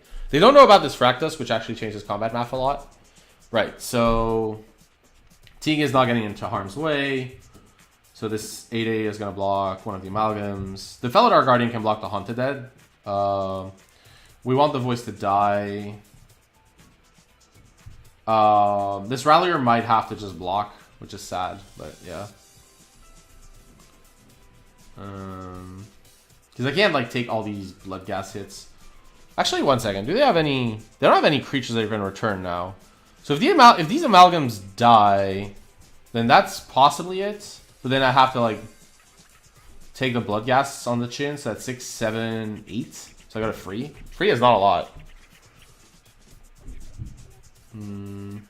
Free is not a lot. Right now we win as well if we get... Is it Static Caster? But, like, going to free life is not a lot. But then the Amalgams are gone for good. This is a really hard turn. Yeah, we get the tokens. Right now we kill the Amalgams. The Blood Gas put us to 5, 4, free. Free is not a lot of life. I know we have Fractusk. I think it's okay to go to free this turn. Because there's no way that I can see for my opponent to get back these Amalgams. There's no other Blood Gas. So that at least takes the Amalgams offline for a turn. 1, 2, 3, 4, 5, 6, 7, 8. From my opponent's perspective, this looks great because they don't know about the life gain. So 1, 2, 3, 4, 5, 6, 7, 8. Okay. We're going to block like this. And then if we draw Evolution or... Yeah, Evolution would win. Yeah, he has a Conflag, but we have a Gadok Teague. We can't beat Conflagrate anyways. Like, we would have lost the Conflagrate, like, a long time ago. Did I miss block? Could I have killed this Prowl? Oh, I should have... Okay. Okay, so the Neonate... Dredge Dark more salvage? Sure, but you don't have a Blood Gas, so... Yeah. What is this? Yeah, Stink Freedom, right. Don't worry about it, it's fine. Okay, Basic Blains is obviously awful. Like, it's not even a fetch land for Rallier later. Okay. So... This turn, I have to consider my attack. Because my opponent has free blockers. They're all Flyers, though. And one of them has Death Touch, basically. So that would lose me a creature. My opponent's at 14. Let's see, what do we want to do here? Fractusk is really great. Yeah. If we attack with the 3 biggest creatures, then how many blockers does my opponent have? 1, 2 left. And then we play Fractusk. But they could just, like, take some of the damage. I feel like this Rallier can get in there. Because we have a Fractus back, and yeah, the Rallier can probably get in there pretty safely. Let's see. Because the Amalgams are off for at least a turn.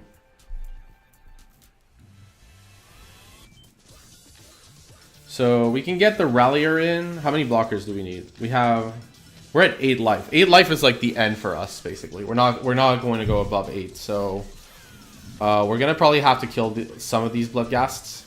And my opponent has 5 flyers, right? So I don't want to take any more incidental damage. So that's 1, 2, 3, 4, 5. So they have 5 ground creatures and 5 flyers. Okay. So 5 ground creatures. Gadok Teague can't be in harm's way. So, like, Gadok Teague's an enchantment. That's the best way to think about him. So if we attack with Baloth and Rallier, then I have access to 6 blockers, including 2 birds, plus the Fractus 7. I think that's fine. So Rallier and Baloth can go in there, and yeah, I think that's the attack. Rallier and Baloth. 100% Rallier should go in there, and then Baloth as well, potentially, yeah. Our opponent might take the damage, and we do have access to Static Caster in our deck, so yeah. We also have access to Saheeli, right? We have 8 draws that insta-win the game, like the free Rise that I've kept in, right? Yeah, I've kept in... No, I kept all 4 Saheelis. So 4 Saheelis, free Evolution, and then is 8. Sigarda would be pretty okay. Rallier would not do much. Oath of Nissa is a redraw. Sigarda would be... Again, Sigarda would probably win us the game on her own. Because then we can just... Yeah. We want to get rid of these flyers. Like, these flyers have to go. They have to die. I can't think of anything else, so yeah. Staticaster... Yeah, we have 8 draws that are really, really good, and a verse that are pretty bad. We have 40 free cards. We have, like, Horizon Canopy, which is redraw, but yeah. Your opponent, like, needs these flyers to win eventually. The Frack Tusk is a really big problem for them, though. Okay, they want to block with Imp. Yeah, that's fair. I can get that.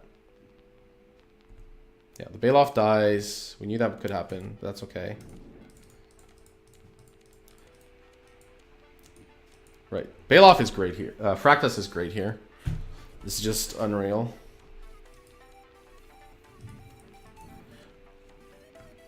Our opponent has the thing on their draw step. They are down to 9 cards. They can't, like, draw something, but yeah. Okay, so they dredged Life from the Loam? Yeah, wait. What did they dredge? Yeah, Life from the Loam.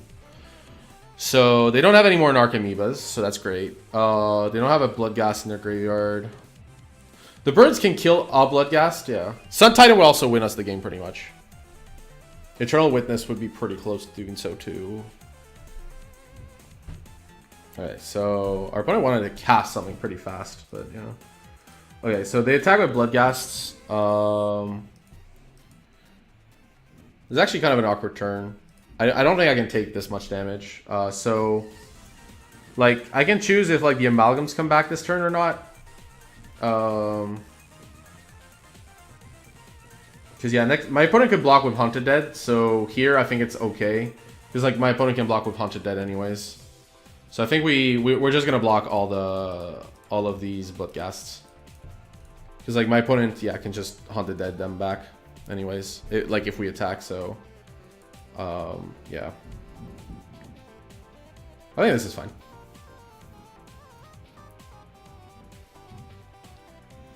But yeah, this is mostly how you beat Dredge post board. It's like, without Graveyard Hate, is like, you realize that their board can only go so wide, and then, yeah. They have Life from the Loam and... probably a land, to be honest. Yeah, Gemstone, Mine Mountain, Gemstone.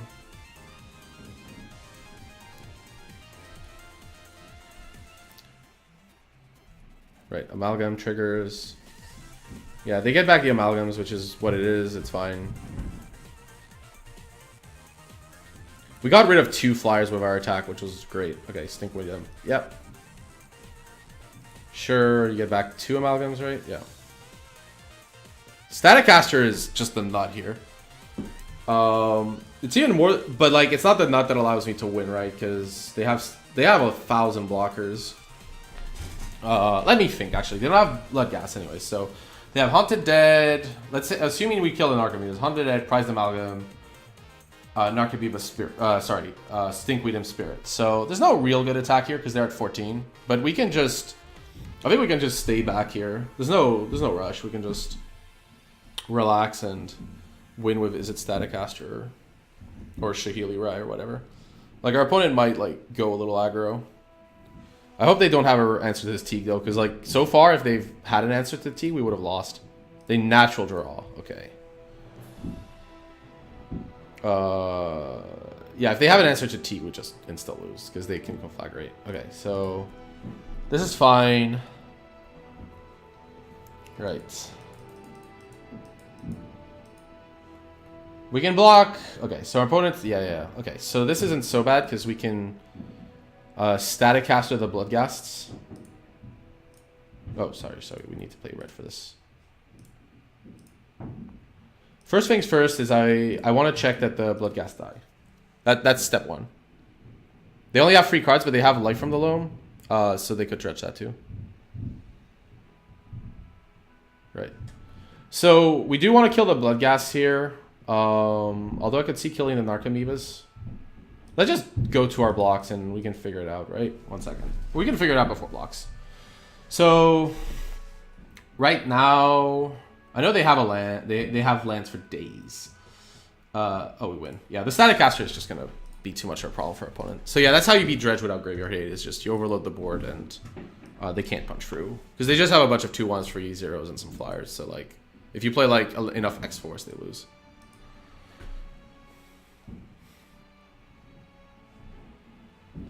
Like, that's also why Dredge is not really good right now, is like, basically, Dredge to be good needs two things. Not much Graveyard Hate, and your main deck plan is good enough. Like, if people play Anger, that's just good enough to destroy you, so yeah. It's not like the Vintage or Legacy Dredges. We're on the play, Voice, Reflector Mage, Witness. I think we'll keep this. We'll play Hollow Fountain tap turn 1, which will definitely disguise our deck. No one's putting you on this deck if you go Hollow Fountain tap turn 1. Not a chance. They could think about it. Hollow Fountain tap turn 1 might be one of the hardest modern lands. Okay, they're not going to care. There's Affinity in us. Okay, sure. So, Ornithopter.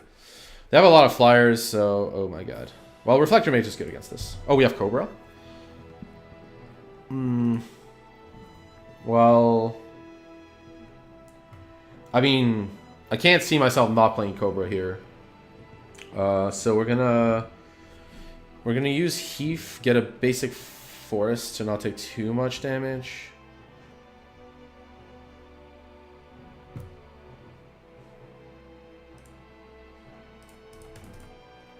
Yeah, we're playing the Cobra because the voice isn't blocking or doing anything otherwise, so yeah. They might have Galv Blast for this Cobra, but yeah, whatever. Like, there's only so much you can do about like their Galv Blast and draw. Okay, they have Galv Blast? Okay, yeah, they have it. Like, I mean... Like, there's still going to be cards in their hands that do something, so I was hoping it wasn't, like, Galv Blast that they had. But I think it's fair to go for the line I did. Like, if they have I could have gone for Voice if I truly thought they have Galv Blast, but yeah. Ravager. The nice thing is we can Reflector Mage's Ravager, which I will definitely do now. Let's get a... I guess we're getting... We can't get... Yeah, they can't get the counters on that now, so that's good. We have a Misty Rainforest, so if I get a Stomping Ground, that casts everything, so that's good. Let's just play this Reflector Mage. Yeah. The Galv Blast got us good, but like, it was worth the payoff, because like, this turn we would have been able to Voice plus Mage, and then we would have been able to Sun Titan. Sun Titan Witness seems insane, too. Yeah, so the Ravager is back in their hand, and... Oh my god, really? Ugh. That's brutal. Why wouldn't... Like... Normally, if they had the... Yeah, they would have played this if they had it, I would have thought. Because, like, this is the best one to start with. So I bounced Ravager because, like... Oh, my God.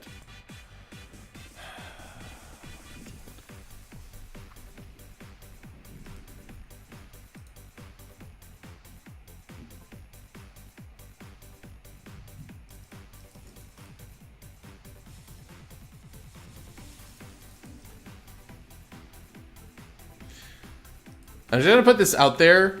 I'm playing against BMJ, and there's a viewer called BMJ MTGO. So, yeah, I'll just put that out there.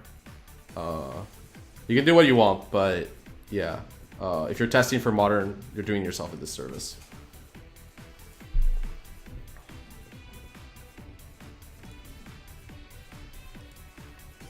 Yeah, Soul Reed is...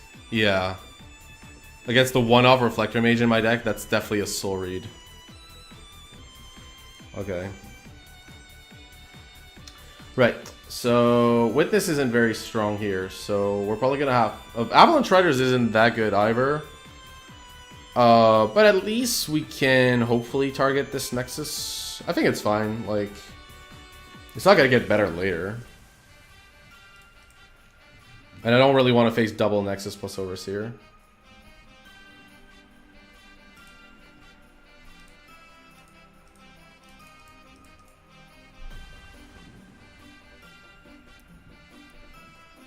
Yeah. Okay.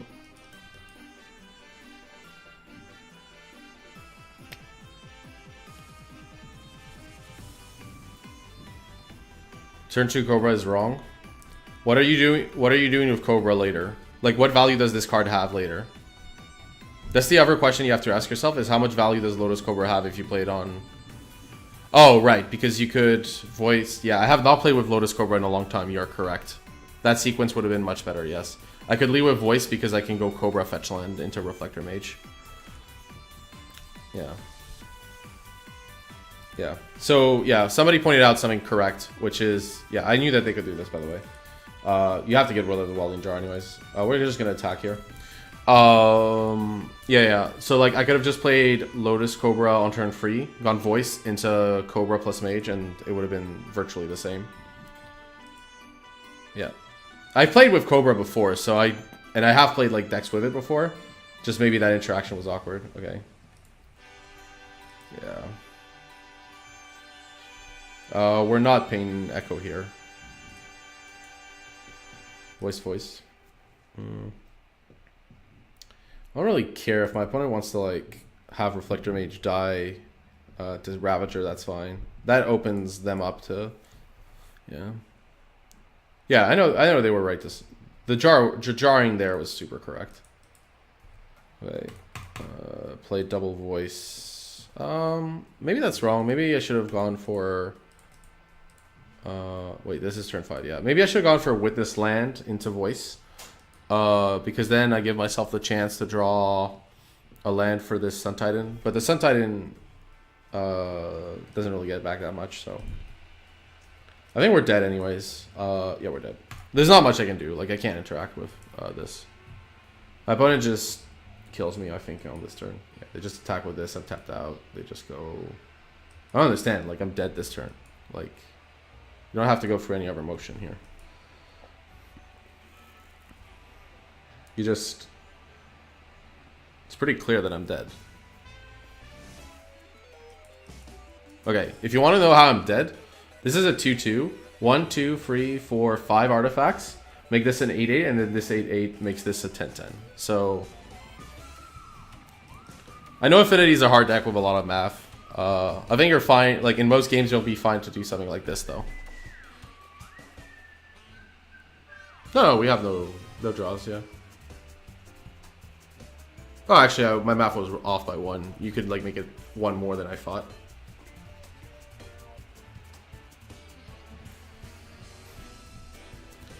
Yeah.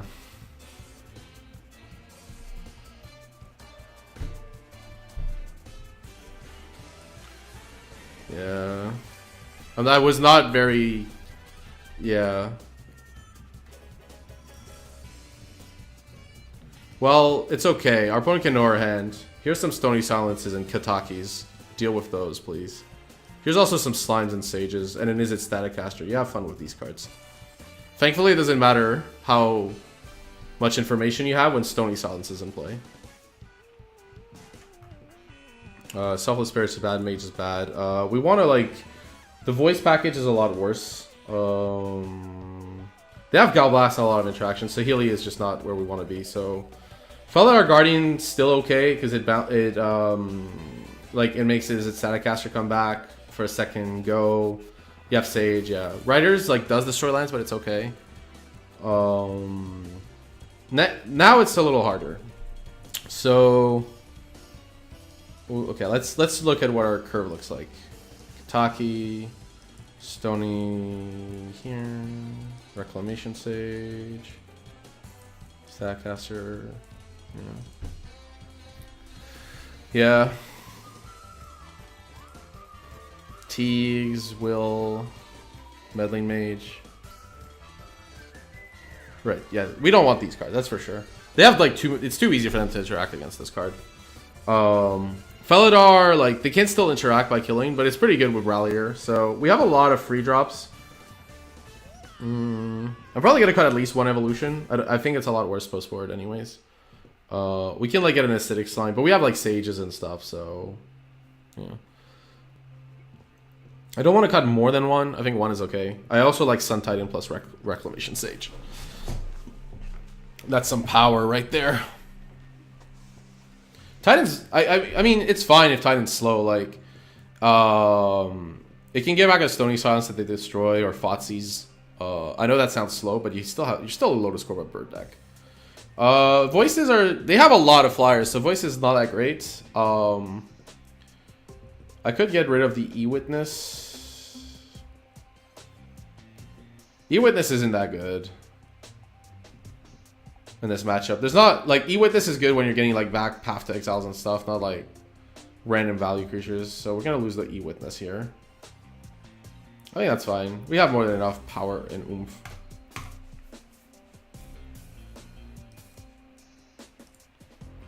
Right. Oh my god.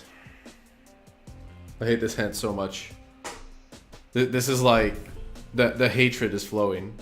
Just look at how look at this hand and like, oh my god. Like if this was a green source, 100% this is like snap snap snap keep, and it's incredible. But we don't have a green source, so we don't live in that world. I can't keep this. It has Stony, but Stony Silence is an unreal Magic card against Affinity. That's how good that card is that I consider keeping that hand.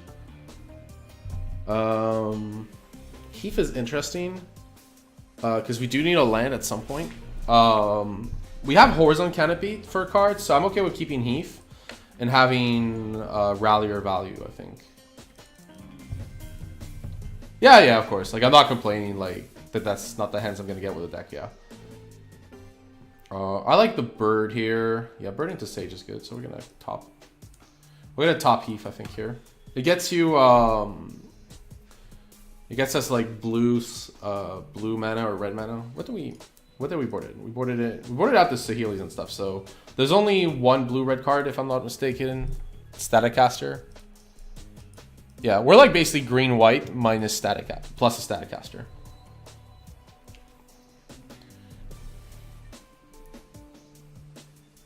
Right, Signal Pest. Ornithopter, sure. Right, so here... No Coiling Oracles, no. I agree that is a sweet card. I'm not really interested in saging anything here. No, it's a cool card. You're good, you're good. So... It's actually a tough turn. I should have thought about like these two turns, because like I kept the card on top, so pretty clearly I should have had a clear plan.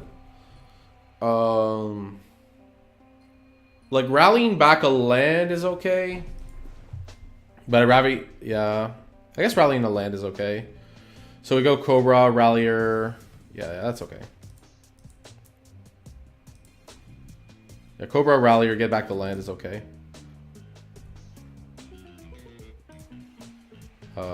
Green. Let's see. We don't really need red mana apart from one thing. So I'm gonna assume our green-white deck is probably the best bet. So I'm just gonna get a basic Plains.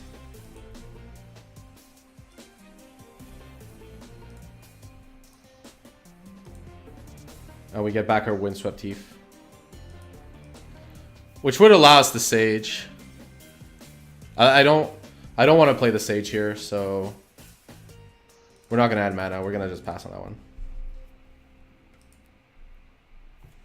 And for anybody who told me Sun Titan was too slow, like we weren't that far. Like yeah, we could have played the Sage here, but I don't think it's worth it. This line also makes us pretty immune to Blood Moon. I don't think I want to sage the Signal Pest. It's not really worth it. We have Is It Staticaster in our deck and Eldritch Evolution, so yeah. I'm not gonna crack the fetch land because it's basically 1 mana. Fotzi's there is really awkward. I don't think it's correct to run the Sage out though there, so yeah. If they board in Fotzi's, they board in 1 or 2, so I think that was fine. Right, okay, so... Okay, cool. Right, so we're gonna add 1 whatever mana.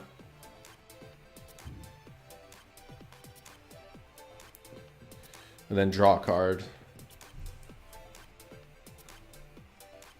We weren't short carded, so it was a bit awkward to sacrifice, draw, Cobra. Okay, let's attack for 5 because our opponent has all flyers. We have like infinite mana basically, or pretty much that. If we draw a Rallier, it gets us a Horizon Canopy back. Like, yeah. This is kind of like the cool list. Okay. I hope our like very old technology is whip flare. That would be actually kind of nuts. Wow, they don't attack with this ornithopter. That's intriguing. They have springleaf drum, I guess. A springleaf drum plus a card to cast. Or Ravager? Okay, because you can block. Bailoff isn't like the best, but it's fine. Okay. I'm gonna add blue just in case I draw. Is it Staticaster? It doesn't matter. I'll add blue green and yeah, if I need to. Plays it Staticaster, I'll just sack. Okay, so sack this using the blue mana. See, this is how you do well. Attacking here is interesting. Let's see. I could definitely cast Bailoff and Kataki this turn, and that might be the actual best line. I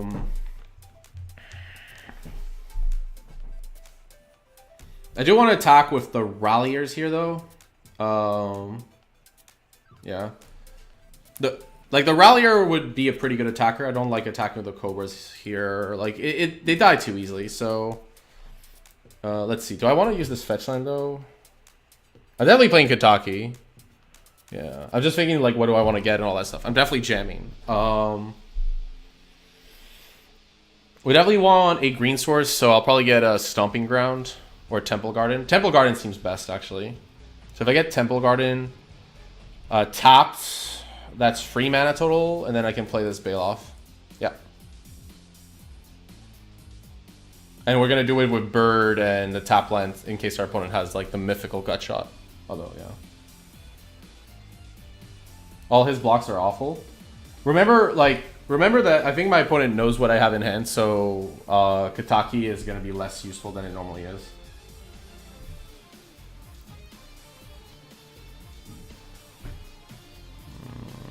Stomping Ground, I guess, is good here. No, I'm gonna... Oh, we have a Reflector Mage still in deck. Okay. Hallowed Fountain seems good then. Or Breeding Pool. Hallowed Fountain or Breeding Pool. We'll get the Hallowed Fountain, I think. We still have a Bird, and we have free evolutions, but we still have... Nah, Breeding Pool's better. Okay, Breeding Pool. No... Lotus Cobra is a messed up card, yeah. I think Rallier is good enough on its own. Our opponent didn't know we had Kataki though, so that's good. Right. Green. Yes. Black, I guess, is fine. Okay. They have Inkmoth Nexus, but they can't really kill me with it this turn. Yeah, so play Bailoff. And then attack for free here. I could attack with the Cobras, I guess. Actually, how much better are the Cobras ever gonna get? This is fine. The Cobras have done their job. Right.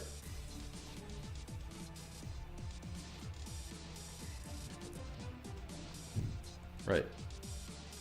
So the Ravager is gonna... Right. My opponent knows I have Kataki. You can see it with this play. This would be a suicidal play unless you know what I have in hand.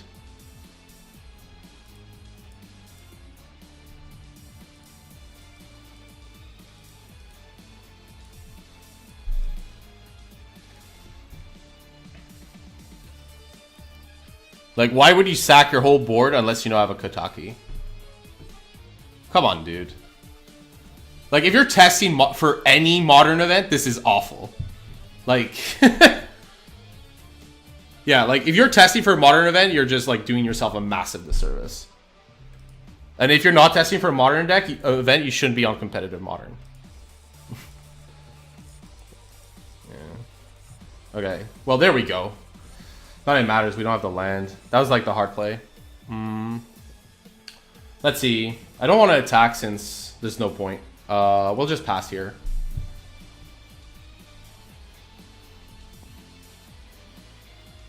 Yeah, attacking's bad. Yeah. Calf Blast the Kataki? Okay. Yeah.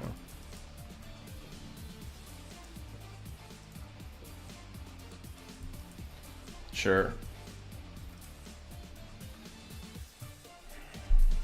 That's actually a really good draw. Unfortunately, our opponent has a land for this Inkmoth Nexus mana. But if they do that, then we can bash them for a bunch, and they can't really infect kill us too easily. So I think killing the Ravager here is okay, because it goes on the Overseer. We have to kill this Ravager at some point.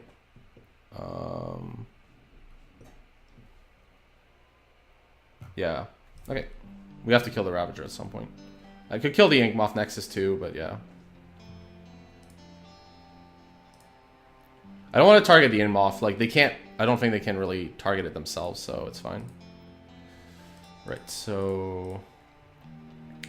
We're going to target the Ravager, since at least the counters will be off, and yeah. No, the land's beatable. Think about, like, the sequence, which makes this land a 5/5. Like, I think animating a land would be bad, for what it's worth. Right, exactly. I would do this.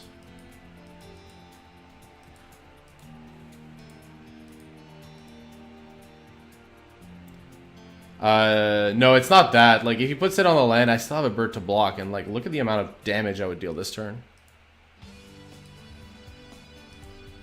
This is fine. Like, we're gonna top deck hard. That's a good way to beat our opponent. But yeah.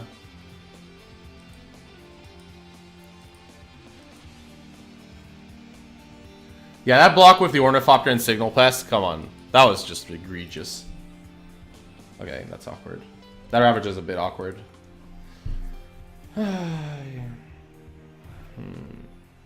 Right, we can attack with a Slime at least, so that's not so bad.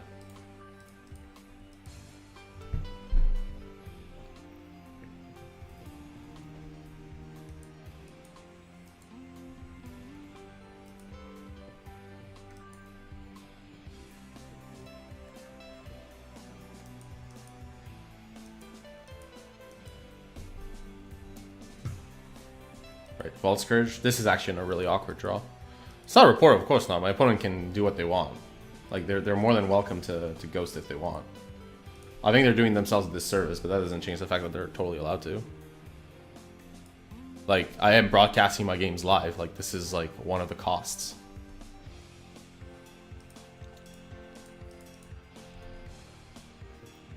Okay. But, oh, by the way, just so we're extraordinarily clear on that, please do not, like, I know my opponent's name is visible, and I know they're ghosting. Like, what I'm saying is fine, but please do not go further, okay? Like, they made the decision, they're doing those plays, that's their predicament, sure. But please do not, like, target them or anything. Like, we're still here to have fun and play Magic. I'm not here to, like, target people or anything, so, yeah. I want to make that extraordinarily clear. Now rather than later. Yeah. Okay. Let's see what we can do here. Opponent has 2 cards in hand. What can we get? We can get like a Sun Titan into Renegade Rallier into Kataki's War Wage. That actually seems really good.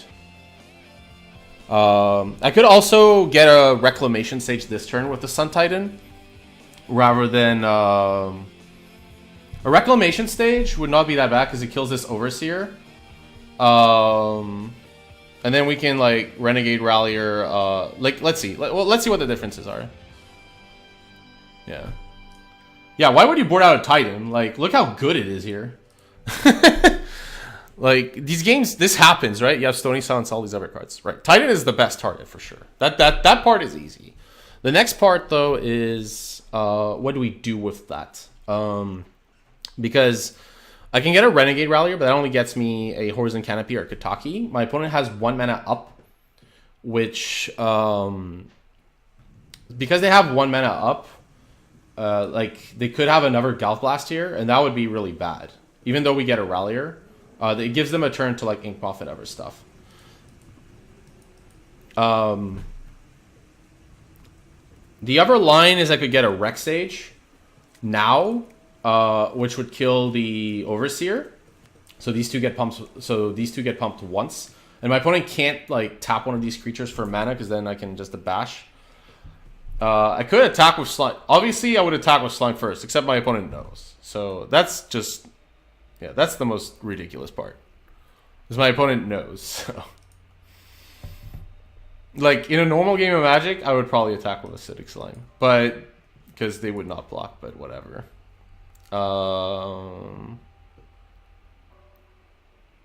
Yeah, let's Sun Titan. Sun Titan as Sage, like, is pretty good, because then they can't really attack you.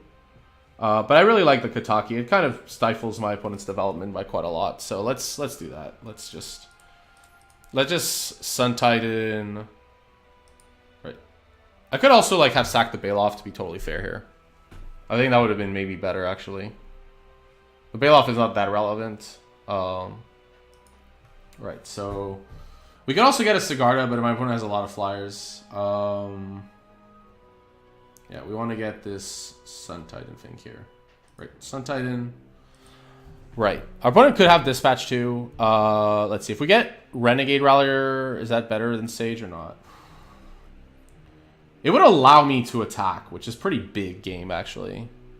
Like, being able to attack with a Baloth would be really nice. But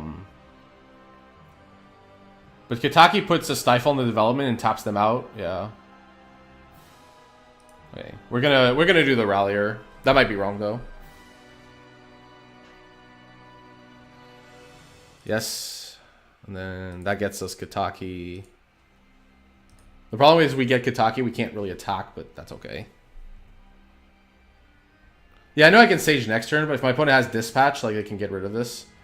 So no attacks here. There's no real point. We keep the land for Cobras, of course, here. Yeah, do they actually have it? No, they animate Nexus. That was a good troll. I appreciate that. Okay, so now they have to pay for 4, and they have access to free mana. So this is a kind of an interesting turn. Right, our opponent animates the Ink Moth.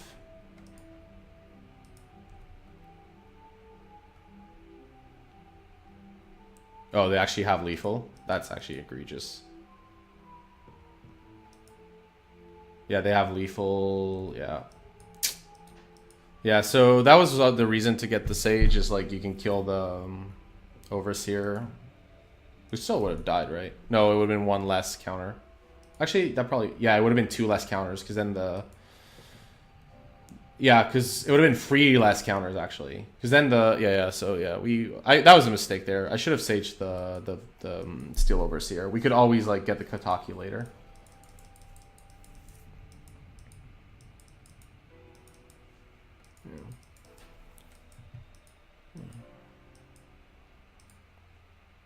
Yeah, that was still that was an interesting game, but it was still pretty egregious to that block earlier. That was not really cool. That said, I should have. I was like concerned about like something like this, so like that's why I thought the Sage would be good, because like if they have Galvanic Blast, they can kill the Kataki or they can kill us. So saging the Overseer was a much safer play that turn. Would have drawn air, okay, but then we have then we have Sun Titan. Anyways, so yeah. I think we did the greedier play there. I think it would have been better not to do that. Yeah. Let me see. Okay.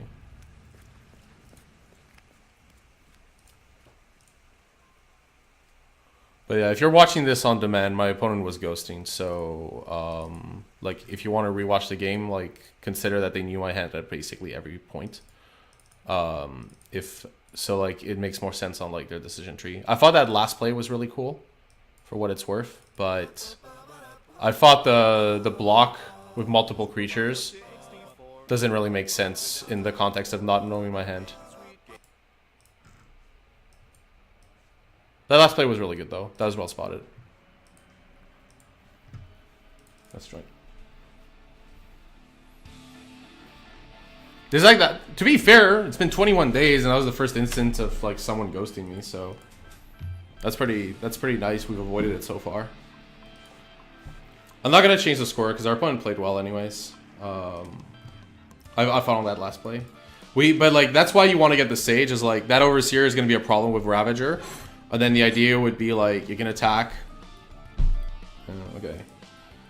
We're going to keep. We have Bird and Oath, so yeah.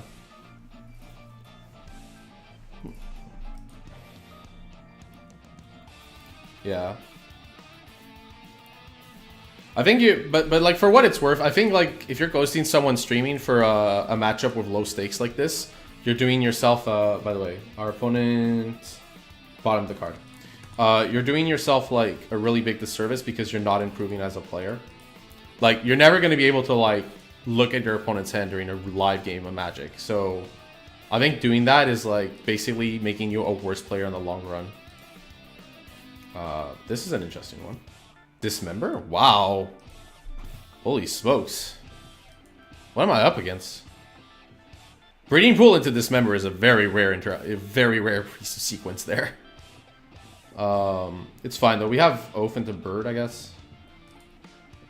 Oh, Infect. Okay, that makes more sense.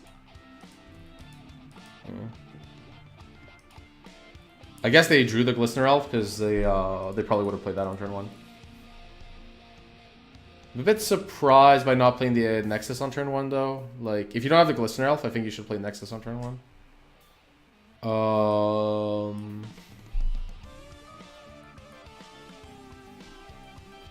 If I Flooded Strand, I'm gonna take damage anyways. Oh wait, it doesn't matter. I'm against Infect. So wait, because I'm against Infect. This is tough because I have Avalanche Riders and Riders is actually really good.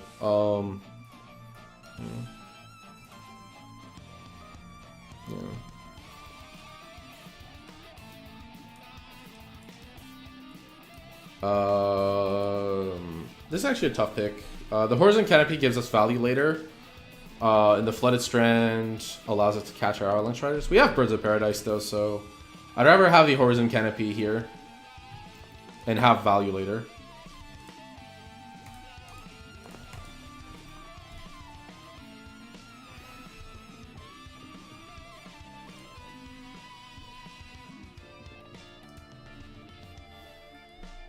Oh, they want to protect their Glistener Elf because it's the only threat? Yeah, that could be true. So they Pendlehaven here, of course. Next turn, we're going to probably... Are we actually just dead? Okay, we're at... Oh, okay. Our opponent can kill us with Nexus pretty easily this way.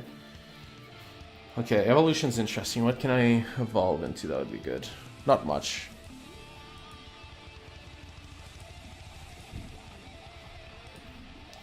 Like, man, a fetch land this turn would have been really good. But it's okay, we don't have it.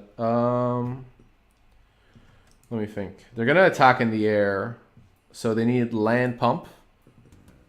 No, they just need... No, we're at 6. They need, like, Might of Volcroza. I'm kind of tempted to just play this Voice of Resurgence this turn anyways. And then we have the Bird to block the Ink Moth if they go for lethal. Evolve into Rally or get back Bird. That doesn't really advance your game plan at all. I'd rather get this Voice, because this Voice can get us Felidar Guardian, and that gets us actually somewhere. I can't ride a Nexus, I only have 3 lands. I would, I can't. We're gonna play Voice here. And I'm gonna keep up this Bird for protection. Just so we're clear, if they go land, then it gets really hard for me. Because then any pump spell kills me.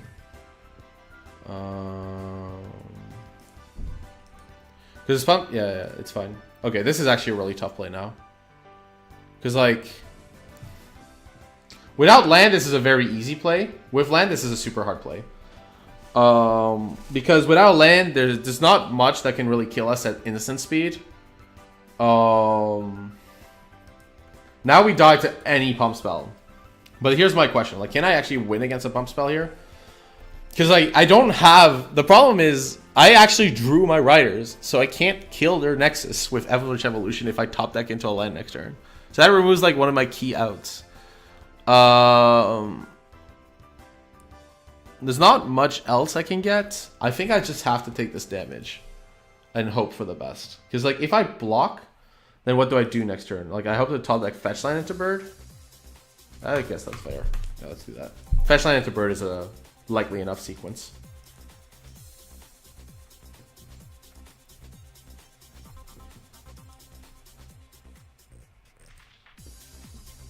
Yeah, that's not a problem. Yeah, we didn't draw fetch lands. Now I have to evolution. Yeah, you're right. We can also just get a Rallier, so like any land isn't out. Right, what can I get for free or 2, free or 4? This is X or less, yes.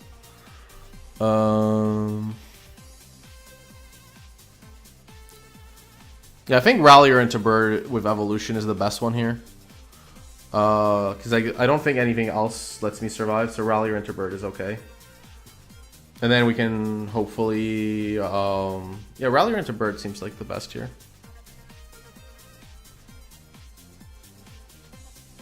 Ooze is also in the sideboard, so yeah.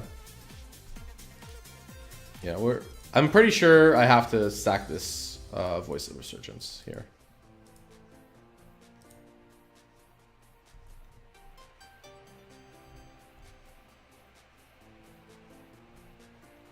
Right, so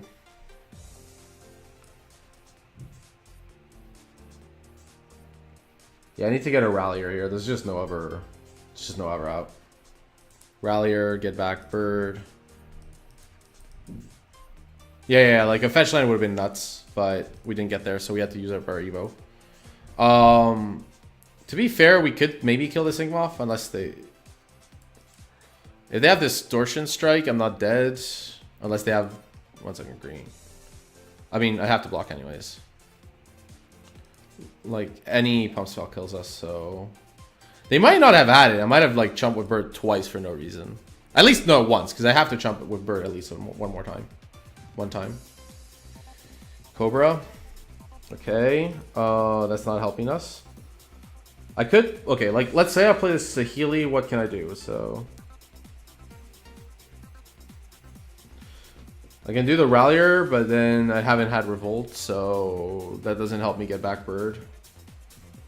I have to stack this Horizon Canopy. That sounds awful. Yeah, Saheeli copies a Renegade Rallier, and that does nothing. Let's see.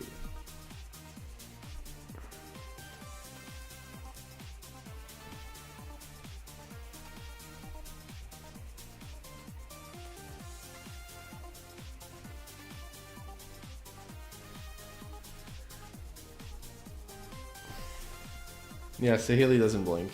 It just creates a token.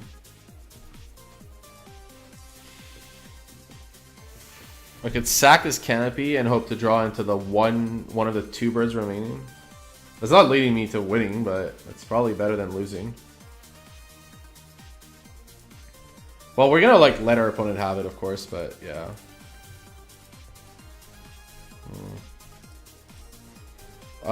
Can't even really attack here. No, I can't. You would Saheeli and Scry?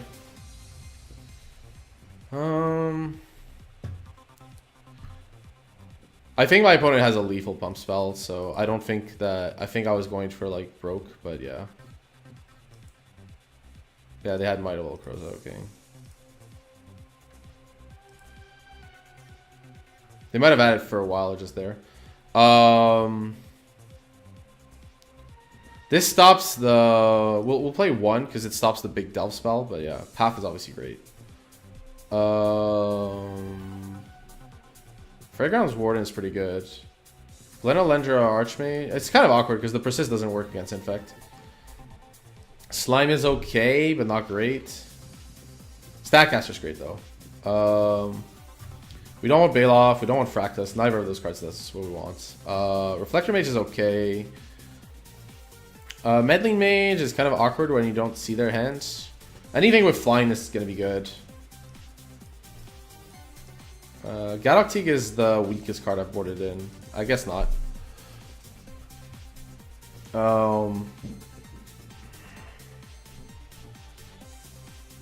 I don't think we really need to eat Witness. Yeah, this'll do. Sigarda, Sun Titan. Avalanche Rider killing a land is important, so yeah. We're just gonna stay the combo deck. We're gonna board out a land game if we have a game free. Okay, so we got the Fellow Guardian, which is actually the rare. Rhetoric. Oh, I don't have Rhetoric? Not really. They could just win with like Noble Hierarch triggers, and we don't have that much removal, so yeah.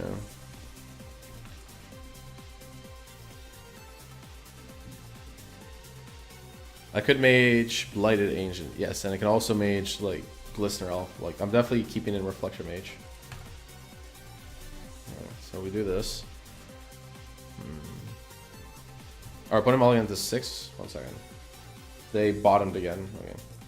We're playing Infect as one of the last decks on stream too, so this is kind of interesting because I haven't played against Infect yet for a while, or for a while. I mean, like I have definitely played against Infect. Okay, so we want to play Voice here to have a nice blocker, and I'll play a tapped Sacred Foundry.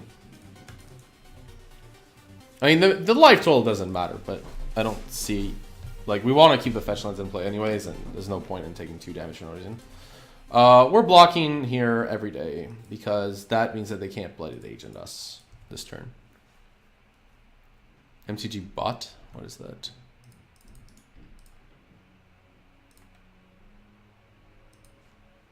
One second, let me open the right window. What is MTG bot? Oh, okay, channels for the Twitch chat. Okay, yeah, that's cool. Okay, I might look into that. This turn is kind of hard. Like our voice is dead, but we also drawing 2 more lands is awkward. We drew 2 lands. Yes. I think I'm gonna just play Selfless Spirit and pass. I'd rather wait until I get a Note of Nissa for this Felidar Guardian. So I can't attack for free with the Elemental here, or just pass. I'd rather trade the Elemental rather than put a clock. Yeah, that's correct. Yeah, it's used for Twitch commands. That's fine. I'm fine if my opponent like uses a pump spell to kill this Elemental. That's totally fine. I'm less fine if they do so by killing one of my creatures.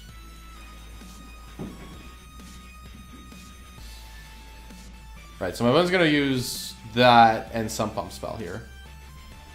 This is fine. Like we just accept that these are cards that we have to fight through. It's okay. None of this is a problem. We'll get what shall we get? We got Forest Sacred Foundry, so we probably want a blue source of some sort. I guess Breeding Pool.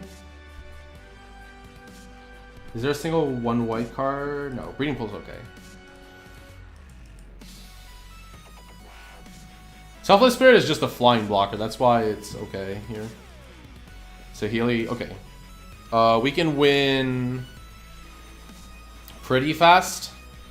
I don't want my opponent to know I have Felidar Guardian. I mean, I could wait until I go Saheeli into Guardian, but I think the value from the Scry is super high.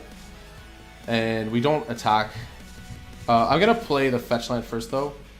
I don't have a plan to use it, but if my opponent has, for some reason, kept Spell Piercing, we're at least safe.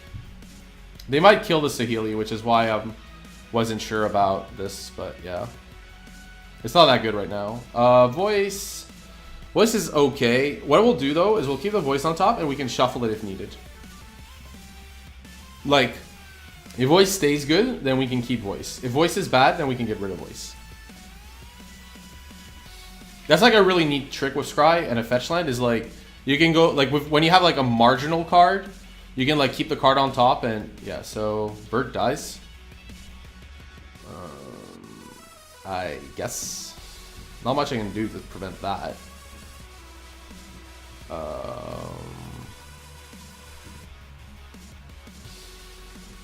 If my opponent has Dismember, this is just like the not low, but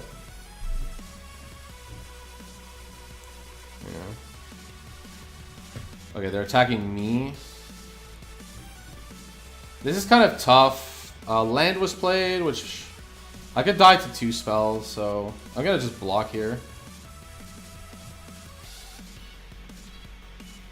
Right.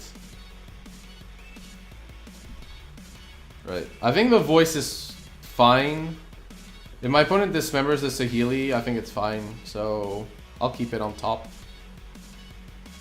It buys me a bunch of turns. Okay. So we're gonna fetch first here. I guess I'll get a Temple Garden this time. We're gonna scry just to get the info. Evolution's very good with our situation, so we're gonna keep that. Then we're gonna play Felidar Guardian. We're just gonna attempt going off. If my opponent doesn't have this member here, we win, so.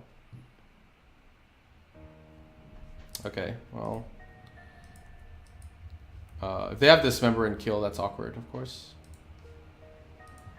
I mean, we gotta go for it, so. If they obviously have to wait if they have this member for all this to happen. Vines? Oh, Vines is interesting.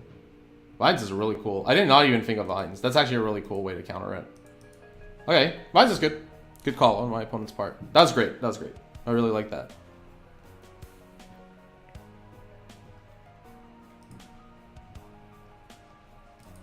Are we dead though? Noble Hierarch? Noble Hierarch's okay. I have to think if I die or not, because like we don't have a Eternal Witness left in the deck. We died to... Oh, whoa. Okay. Well, I definitely have to block. Well, do I? Oh, yeah. This Felidar Guardian's super low value now anyways. Because like the Saheeli's at 1, so yeah. Yeah, let's not die. They used a bunch of pump spells. Right. So now we want to fetch. We have like Technicolor stuff, but we have free green sources. Probably like a Hallowed Fountain is good here. Just another white source. Yes. Okay, so I need. Let's see. I know I'm gonna like Eldritch Evolution this turn. The question is until what? Staticaster seems kind of impressive here. So I think we're gonna get a Staticaster.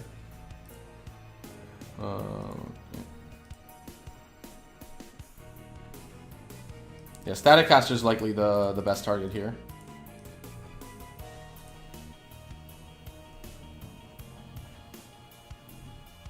I didn't think of Vines of Vastwood. That makes the combo much worse. But it only costs 1 card. Did they really board in the Spell Pierce? Really? Wow. We have so few cards that require mana. That's one of like that are non-creature. Oh my god. Oh, we don't want Cobra for sure. Okay, that was kind of egregious. Holy smokes. Right. And those. I think Bordian Spell Pierce against this deck is wrong, but okay. So they attack Saheeli, so we want to keep our Saheeli alive. Okay.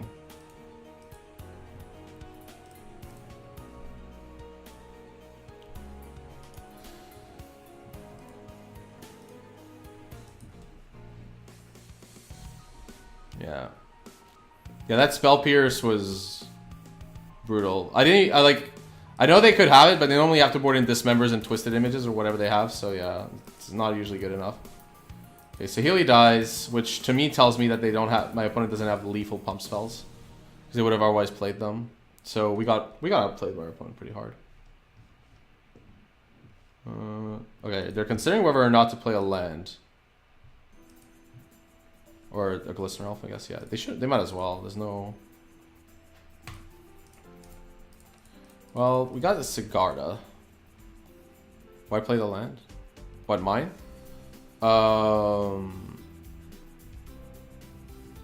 It was in case we didn't want to keep the Scry.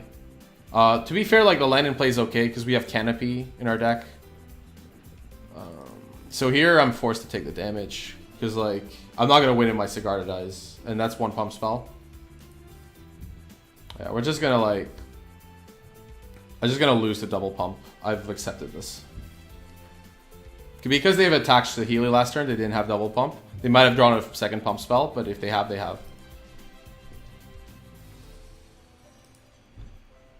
Like, they would have definitely attacked my face last turn. So, they didn't have double pump last turn. They might have double pump this turn, though. I think if they have one pump spell, this is a much more interesting call, though. Okay. Okay. What? Okay, Saheeli. Well, this is a legendary creature. I'm definitely not playing Saheeli. I'm gonna be making a bunch of human cards. Actually, I should probably crack this fetch land once the damage is taken. The reason to crack the fetch land now is if my opponent has Dismember, they can't respond to... I can still make my creatures. Yeah, that's fine.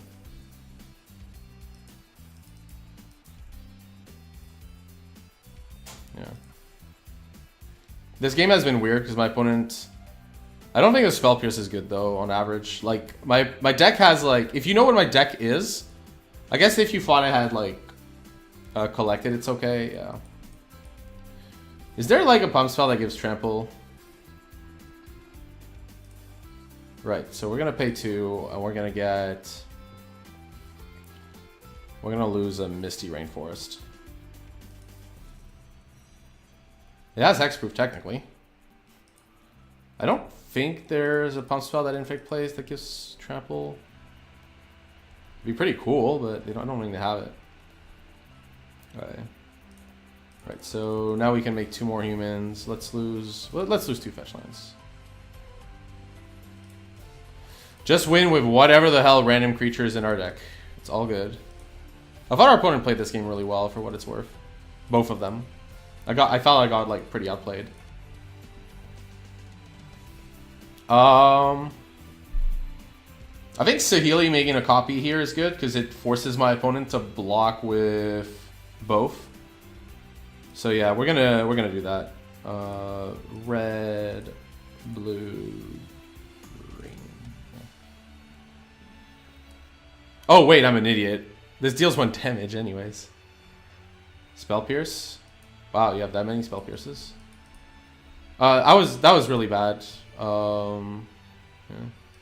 Yes, it's the same damage as copy token. It's fine. It's fine. It was a mistake. Now, do we care about the Spell Pierce? Let's see. I want to force my opponent to block with at least 1 creature. So let's see if my opponent plays a pump spell. This isn't the best, so I'm just gonna let this Spell Pierce resolve. It's fine. Okay.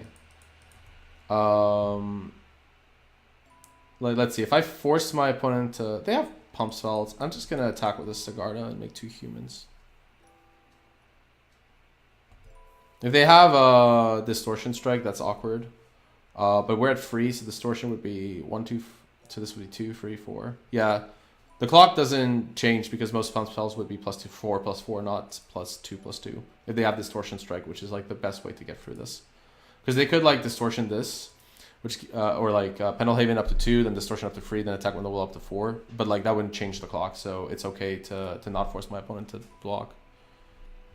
Because if they had Distortion, they would have gone for it earlier.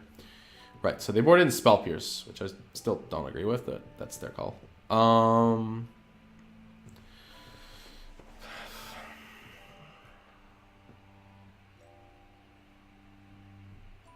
the play, or on the draw, sorry. I don't really want any of these cards on the draw either, do I? Taki, Stone. No. Clearly not. Mage is interesting. What would Mage even name? Like Vines? Get off team. Why would he keep Spell Pierce against a quadruple Voice of Resurgence deck? Okay, yeah, wait. Now I got it. Why would he keep Spell Pierce against this card? That seems really wrong. Especially multiple Spell Pierces. I just realized, I was like, wait, we have 4 Voice of Resurgence in our deck. I think this is fine. We're just trying to be fast on mana. Yeah, I think our opponent played well, misboarded. For the assessment there.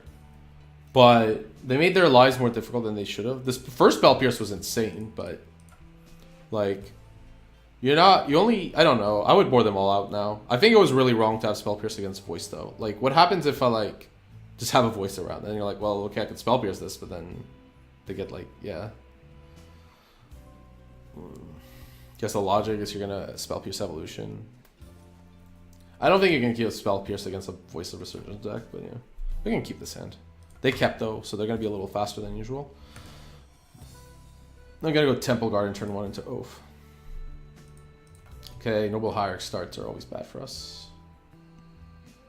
Penalty Noble is pretty powerful actually. So yes, Oath. We're looking for any fetch land.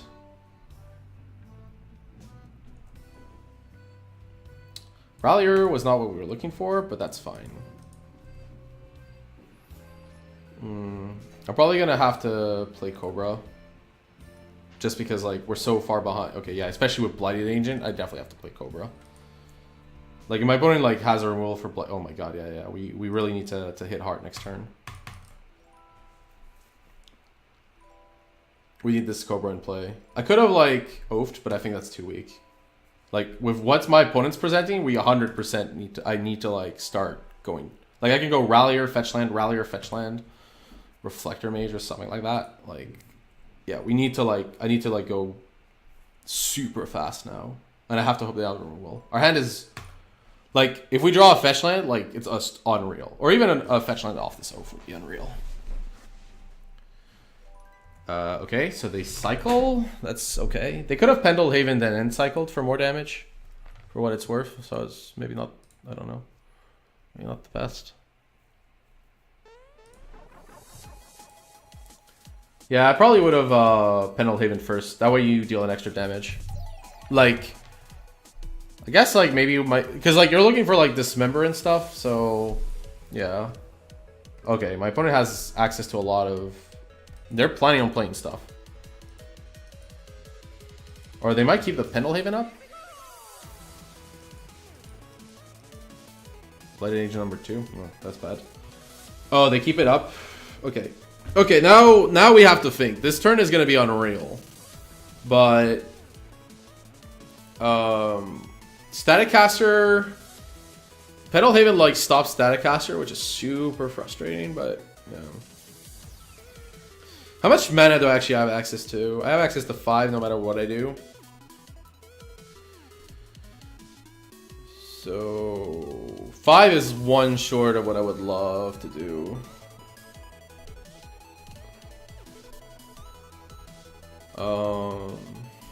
Yeah, it's like 1 short of what I would love to do here.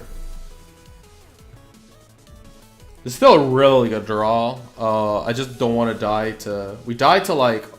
so much. I know it still kills 1, but they only need 1. They don't need both. They have Noble Hierarch. Noble Hierarch is basically the same, so yeah. Killing 1 doesn't really do the job. It's why Reflector Mage is also not good enough. 2 Ralliers plus Voice plus Static Caster. I'm definitely playing 2 Ralliers this turn. I know that much.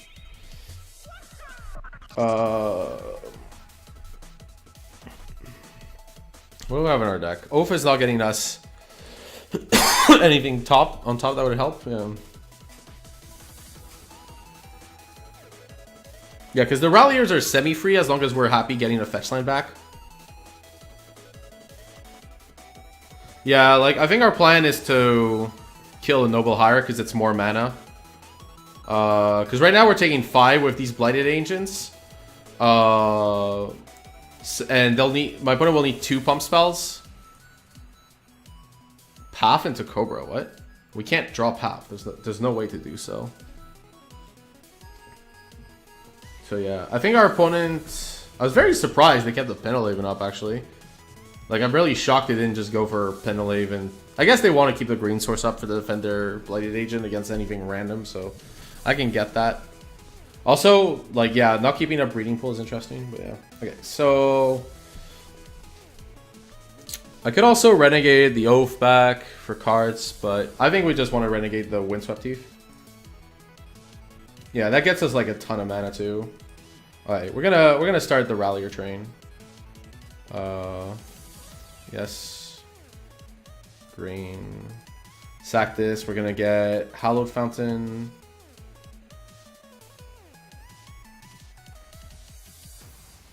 Yes. Oh, sorry. Always yes. Always yield. He means Oath into Cobra, play fetch. That's a possibility. But I think it's actually let's see. We can do that, you're right. We can still do that. Right? How much mana do I have? I can add green pretty safely, yes.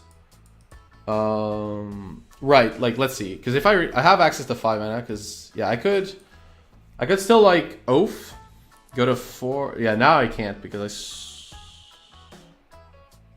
I screwed up, so I can't do that now, right? Yeah. You're right though, that would have been a good line, like yeah. Because like now I could Oath and I could draw into Cobra. But then I can't cast it.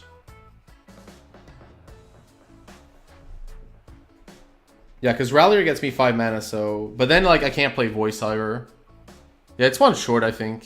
Because, like, no matter what I do, like, let's say I Oath into Cobra, I play a land. Then I have to sack it to get the...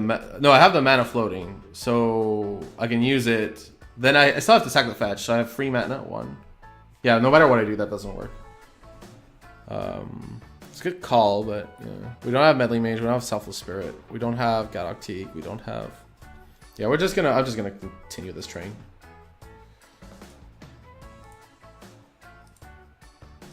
Right, Temple Garden. Yeah, yeah. Put back Windswept Heath, triggers Cobra. We want green. Now we can get Stomping Ground.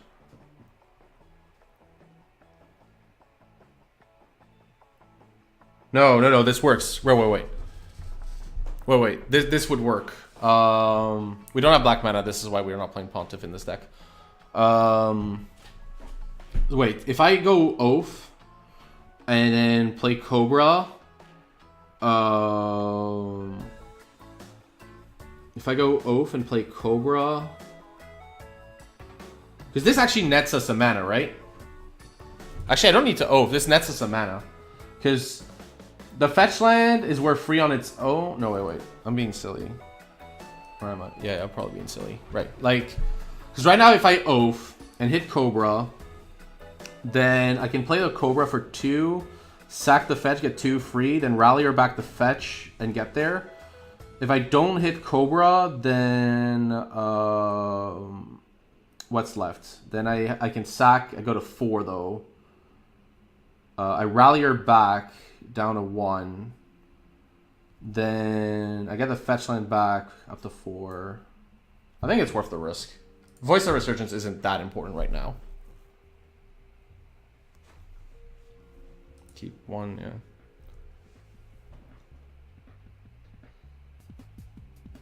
Sun Titan. I guess we take the Sun Titan. Like, we'll win next turn if we get there, but yeah, I'm worried about that we're not going to get there. Right, so Stomping Ground. This math of Cobra is very hard. Stomping Ground. Okay. We have access to...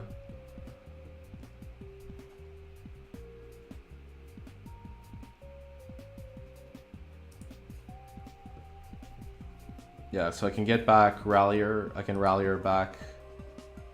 Yeah, the fetch land again.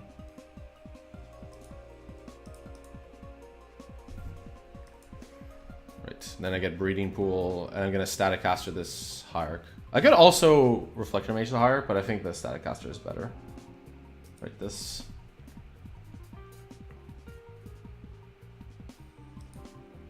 Right, now we want blue,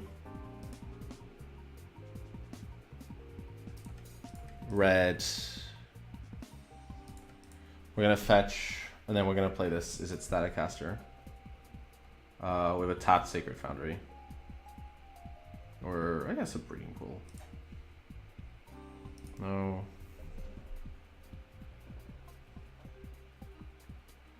Blue, red, white is fine, yeah. Play the Static Caster, and we're gonna kill the Hierarch. The Hierarch is the right target here, because like we can kill like Blighted Agent, but it makes no sense really.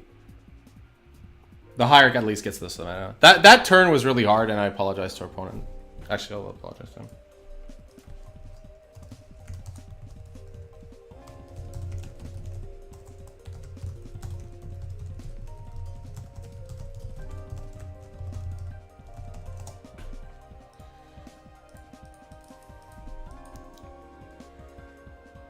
Now we can just attack with the Cobra since it's done its job, really. Let's be honest.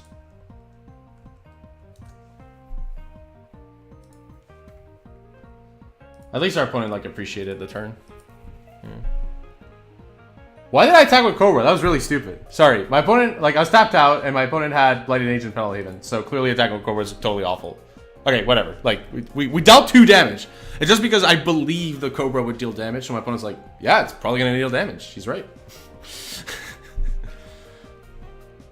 Okay. Great. So, well, we're dead potentially here. Not much I can do. Groundswell 6. Am I dead? Yeah. I mean, I'm dead to double pump. Okay. I mean, my opponent had 2 pumps. It's over. I was dead to double pump anyways. There wasn't much I could do against 2 pumps. Wow. What a dear God. Yeah, I think the Oath into Lotus Cobra would have been really good there, because then you can like Static Caster and indeed like Reflector Mage the Ever.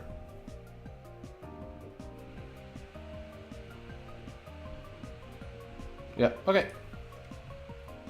I'll get the bot tomorrow. I'll get the bot when I come back for my streams. This is gonna be like, the bot isn't so bad. It's just I want to set it up like privately outside of the stream. Oh, Rich Hagen talked about me on his podcast. Awesome. Appreciate that.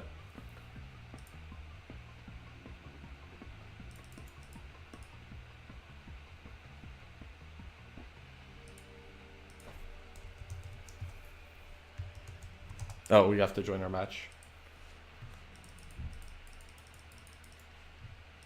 Okay. Yes, okay, we're gonna try to get our tickets back. I guess we'll keep this. I'm just thinking of like what my sequence is. Because we have Saheeli. Flooded Strand is the worst fetch land, so yeah. Oh, it's over to... Okay, that sounds simple enough. Give me a second. So now the commands will work. Alright, cool.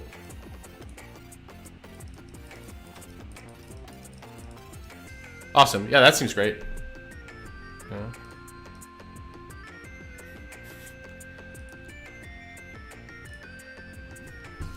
Okay, so I'm just thinking about my sequencing, by the way, here.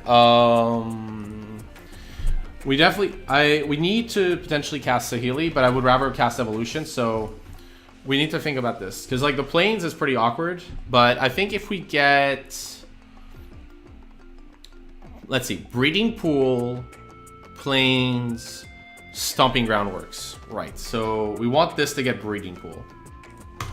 Right, we found the line. We found the line. Breeding Pool, Plains, Stomping Ground. That casts basically everything. And, okay. Modern lands are so great. Yes. As for this deck, when I faced it, it felt like a little vulnerable. I'm not quite sure why. I think it's a really cool deck. I'm not sure like I would recommend it for a large tournament. It's not bad. It's just, I think it's like in that same vein of like value green white X decks like Nightfall and all those decks, and they're always like okay, but I haven't found one that was like, oh my gosh, this deck is incredible. Elves was okay because it was like pretty combo focused, which is good right now. Topped, so mulligans to 5 and tops, okay. Right, so our plan is Breeding Pool. I should like by default assume that like, okay, Affinity. I think I faced this Affinity player before, so. Vault Scourge, okay. Right, let's get a Breeding Pool. Chances are my opponent isn't gonna, yeah. Breeding Pool. No, let's not pay some life.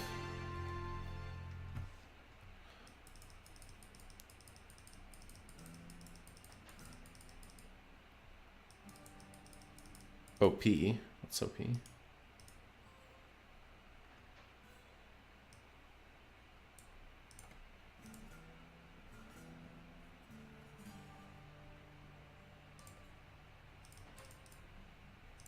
Okay, we'll add him as a mod. So far, I haven't really needed mods, which is nice. Okay, we drew Horizon Canopy. I don't like taking random damage for no reason, so we're just gonna play voice here. What we're gonna evolution into is kind of an interesting dilemma, though. They have Dark Seal soon. Yeah. The problem is like the green-white decks just don't. Their plan is not powerful enough to justify not modifying your draw at all. So, yeah, I thought like, yeah, I thought it just weren't powerful enough. Okay, let me see what we could get against Affinity. It would be great game one. I think like this deck could be good as well if you knew what you were getting. Actually, we have Saheeli. That's actually kind of interesting, like... Oh yeah, he was on the... Oh my god, I took a beating from this guy. Arcbound Ravager.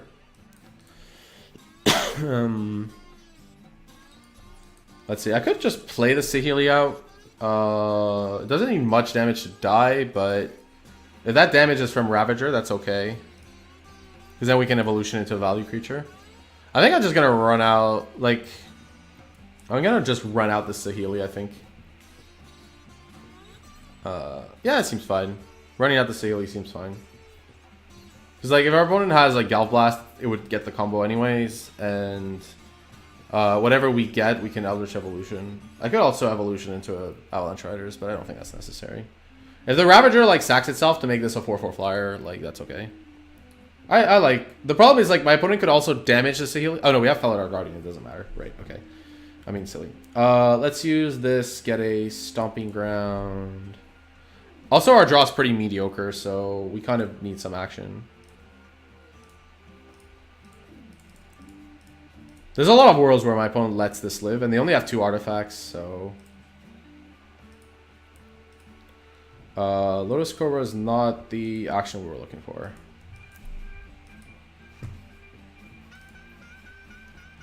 The problem is when you see a weird card in Modern, I'm like when I see a card that's weird in Modern, I'm like super incentivized to try to get rid of it as fast as possible.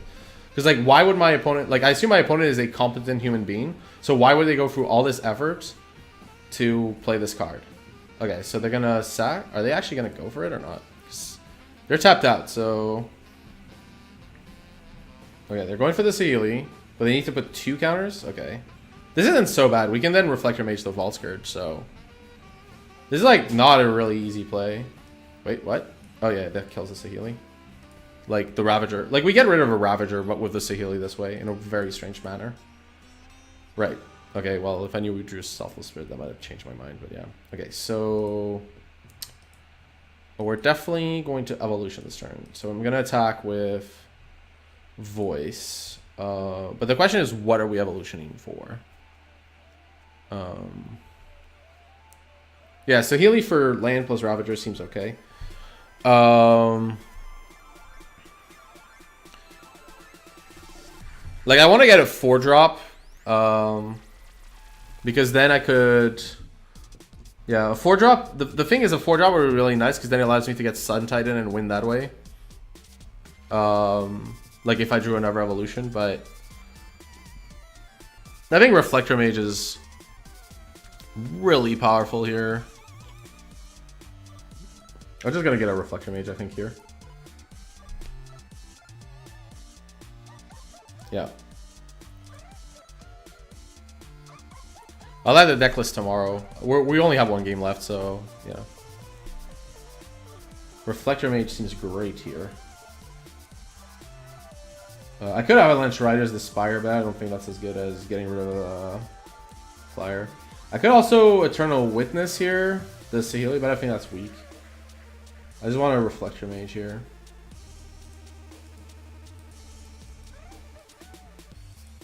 Yeah. What do we want to get? We want to get a Temple Garden to help our mana too, so I'll just play this Flood Strand and pass. Yeah. Right, so... Okay, they have Blinkmoth Nexus. Oh, wait. We don't want to skip everything. Oh, they had a second Ravager? That's unfortunate for us. Right. Right, they only have one card, which we know what it is. So... Temple Garden tapped. We have a Windswept Eve, so it's fine. Like, if we draw a Rallier. Bird? Well, Bird is not Rallier. We can like just sack this canopy first and check what's up. Saheeli? Okay, that's interesting. Nothing I could copy this Reflector Mage, but then the Saheeli dies a bit too easily. I'd rather do it like once this Ravager's a little out of hand. I'm just gonna like play both my frets here.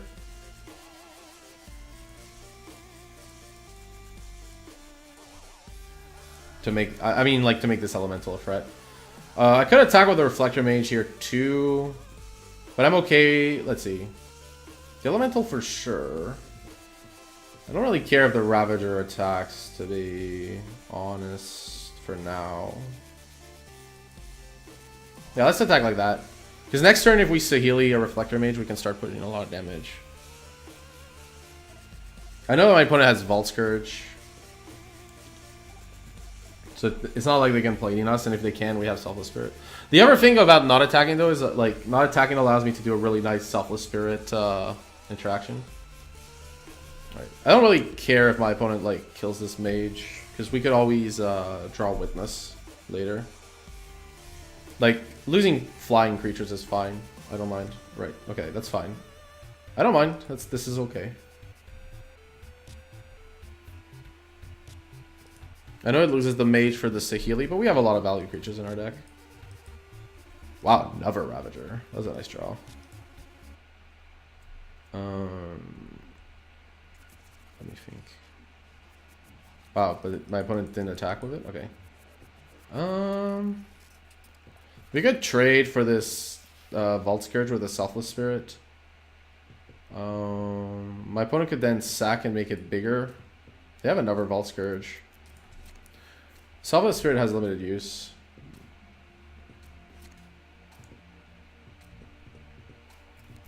I think I have to kind of take the damage here.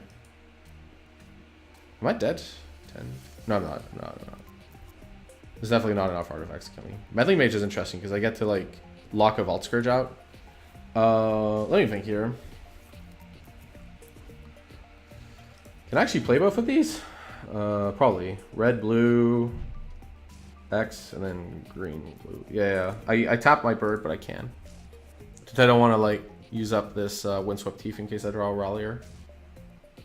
Right. So this is an interesting turn because I could copy this elemental and like swing for a ton. I think that's what I want to do, but I don't want to like tap out this bird. Or can I do it with just this land without taking damage? I need to take damage, I'm pretty sure, because I only have forest and plains, so... Actually, wait. I say this. Red, blue... Yeah. I'd have to take damage or tap this bird.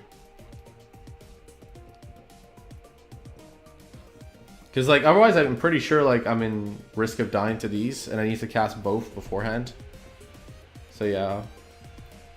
We'll take the damage here. I need a blue source.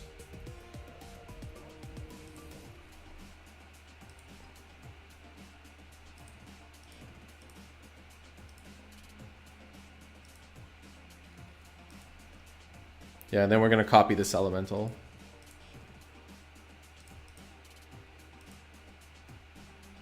Gonna name Vault Scourge, or at least this meddling mage is doing something useful with its life.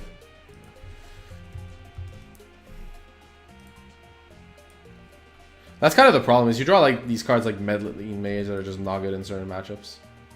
Right, so copy this.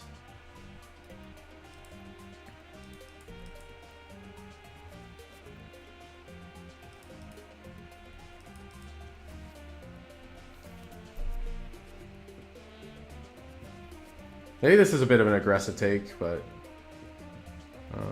I could, like, my other line was to just play this plus. Definitely play both, but I could just plus. Actually, yeah, I need both flyers to block the Vault Scourge and Blink Moth. Okay, so my opponent goes to 4. Right. Exile this. I have to block both flyers. Opal? Okay, Opal is fine. It doesn't really change much. Am I just dead? Oh, because I can't block. Oh, I might be just dead. I miscounted. Yeah, as long as my opponent attacks me or I think I die, because no matter what I do, like, both these Ravagers kill me. I mean, I can, like, do something like this, but no matter what, I die. So, yeah. Yeah, because, yeah, that was bad. Okay. I should have, that play was bad because I died, so I should have just plussed and hope for the best. Because, like, now my opponent can just sack, GG. They didn't even need the Mox Opal, I was just dead on board. Okay. Well, they missed out on a counter. Wait. Did they? No, they didn't mess this up because this had the counters. Okay, that's fine. Yeah, I was dead on board. Without the Opal, it was still enough. So, yeah. I screwed that up. I should have not attacked plus to hope for the best. That's okay. What would you have had? Oh, I want to see the card. Oh. Okay, we'll begin sideboarding. Fine. I wanted to rabbit hunt. Wait. Okay. We can begin sideboarding again. Static Caster, Sage, Slime, Path, Kataki, Stony. I think this matchup game 1 is atrocious. Game 2 is probably much better though. We lose the combo. Probably Witness is gone. Meddling Mage is gone, of course. Rider's not so great in most cases. It does hit a land, but yeah, I think we have enough other stuff now going on. We can cut on evolution. We don't need to tutor as hard. Bailoff is kind of awkward post-board. I don't like it post-board, really. Oh, sorry. The Guardian's also awkward because it doesn't really do anything anymore. It doubles some stuff, but it's not that great. Okay. The Bailoff is better. I think the Bailoff is better than the Riders, but it's kind of close. I like the Bailoff just because of 4/4 body. Okay, this seems fine.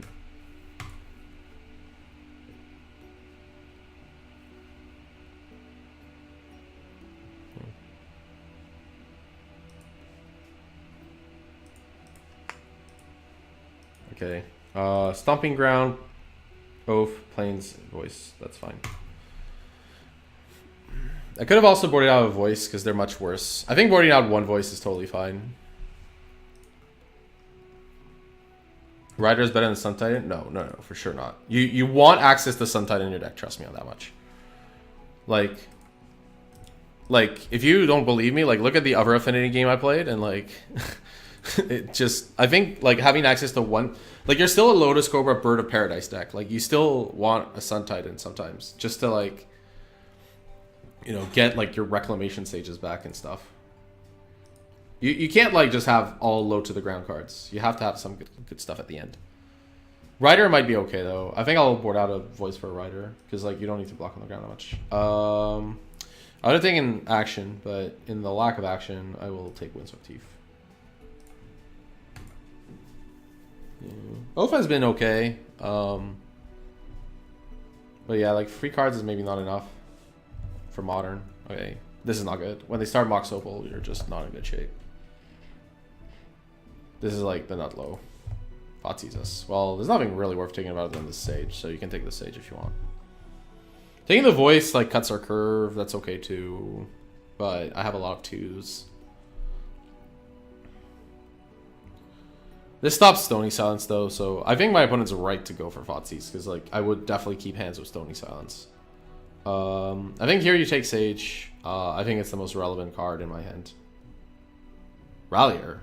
Okay, that's interesting. Because like Rallier doesn't really cut my curve or get Sage back. Yeah, drawing a Force there was awful. Yeah, this deck like floods out pretty hard too, so that's kind of frustrating. Okay, Ornithopter. You know about Sage. So what are you going to do about it? Right, False Courage, now you have free artifacts. False Courage number 2, okay.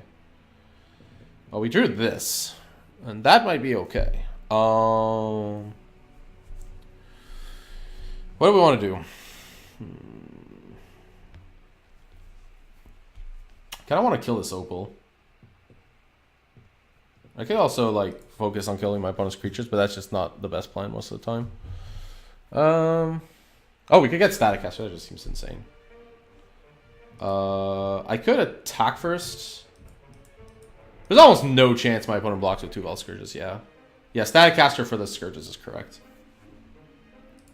I can't think of a card I would want more here actually. There's no way my opponent double blocks. That would be like egregious. And like they know I have Sage, so like if you double block and I kill this Opal, like what's your hand? Like you just get destroyed. Okay, so do this stuff. Oh, sorry, we don't want to F6. We don't want to F6. Okay, no F6ing.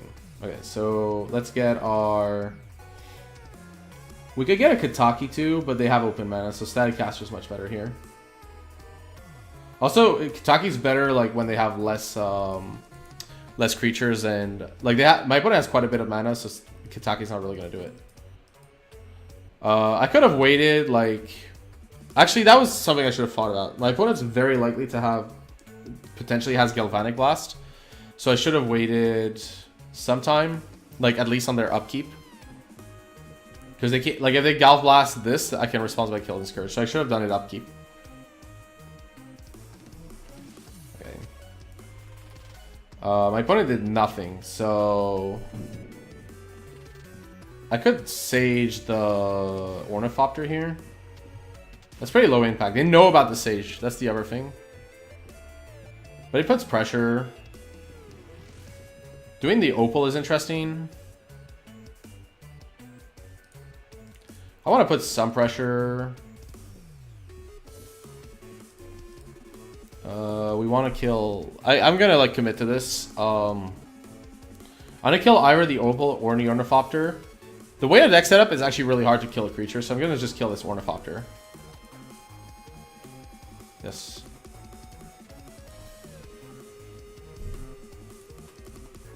Yeah. Because our opponent like has mana, and there's a chance that the card in their hand is a Mox Opal. It's probably like one of the big threats in the deck, like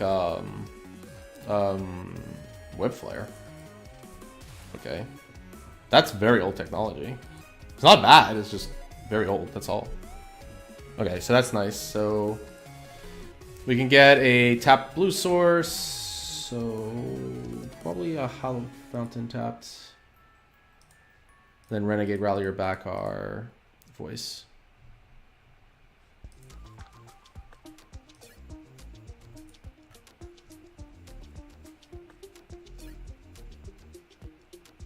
Right, play Heath here.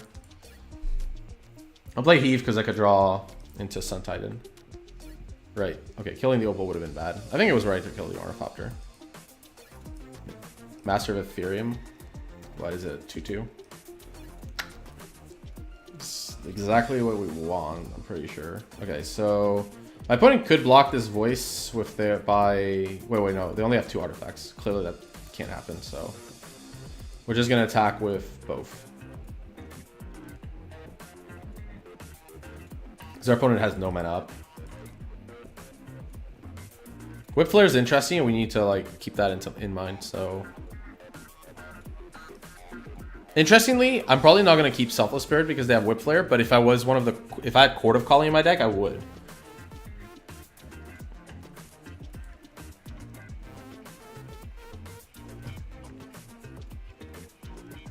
They can't make a third artifact for obvious reasons. Like, it took me a while, but yeah, eventually I got it too. Okay, we're gonna just play the Sigarda. It's totally fine. Yeah, well, it's harder for them to have Metalcraft when you kill 2 of their creatures with 1 spell and then, like, yeah.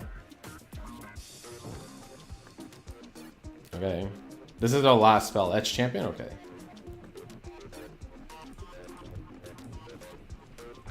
Oh,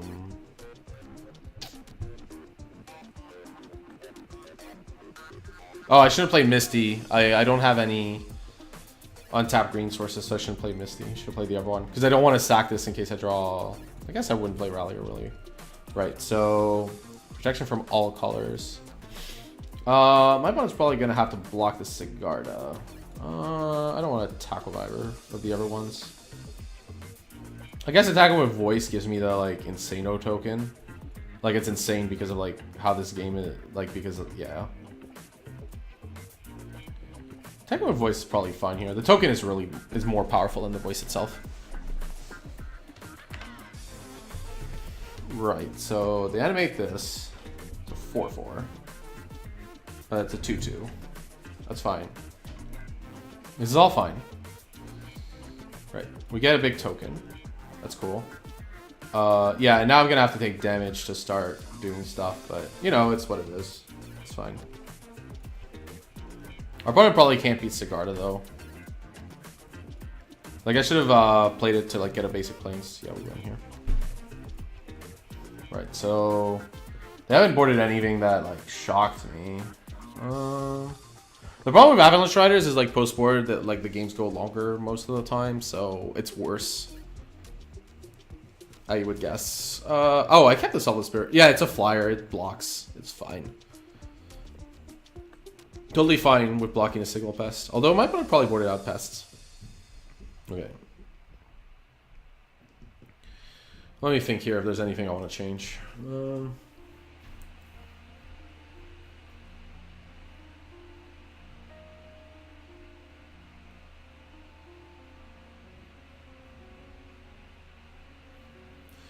Whip Flare, does that change anything? Whip Flare kind of just blows me out anyways. I don't know what more to do about it. I'm not going to board in Medley Mage to beat Whip Flare. That seems super loose.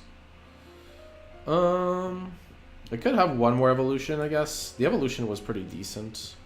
Like, I think like getting a Static Caster or a Mage or a Warden or something is really powerful, so. Especially on the draw.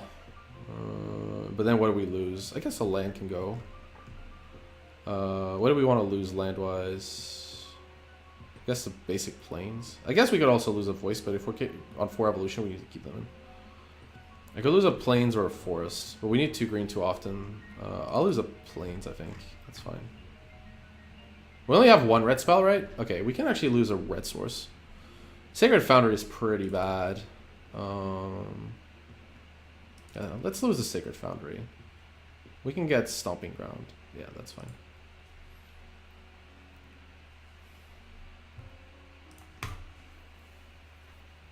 Well, we have Kataki, so we're definitely keeping this hand. It's vulnerable, though, to quite a few cards from our opponent. But that's okay. We can Kataki, and then if they kill it, we can Renegade Rallier the Kataki, so it's all good. We'll keep. Kataki used to be insane against Affinity when they played Artifact lands, if you remember that period of time, if you're back in then. Oh yeah, it's very good against the Opal hands too. They topped the card though. Dear God, Affinity. Is this okay? Vault Scourge. Wow, they have another. I was gonna say they have another 1-drop, but no, they might have Galvanic Blast. That would explain this. I'm gonna play the Flooded Strand tapped since I have to play at some point, and that way, like, we lose no life. Right. The Darksteel Citadel is really nice for us. Okay, this is bad. Okay, and they have Galblast as the last card. Jeez. But it's fine. We can, like, then Cobra into Rallier next turn into War Wage. So we're going to go for that. We drew a lot of lands, though. This is kind of insane. Our initial hand was insane already, but, like, drawing... We're going to need, like, something else. Kataki on its own is not going to, like, be sufficient. Yeah, let's use Misty and get a Forced. It's not a good game if they have Galblast. If they have Galblast, this is not good enough. I mean, to be fair, if they have Galblast, like, this opener is insane. So, it's very likely they have Galblast because they went this. But I still have to run it out. Really? What did you draw? Rabbit. Jesus Christ. Dude. Dude. Give me a turn. Okay. Oh my god, that's insane. What a draw. Okay, we got Reflector Mage. That's actually really good. Alright, so we're going to play Cobra.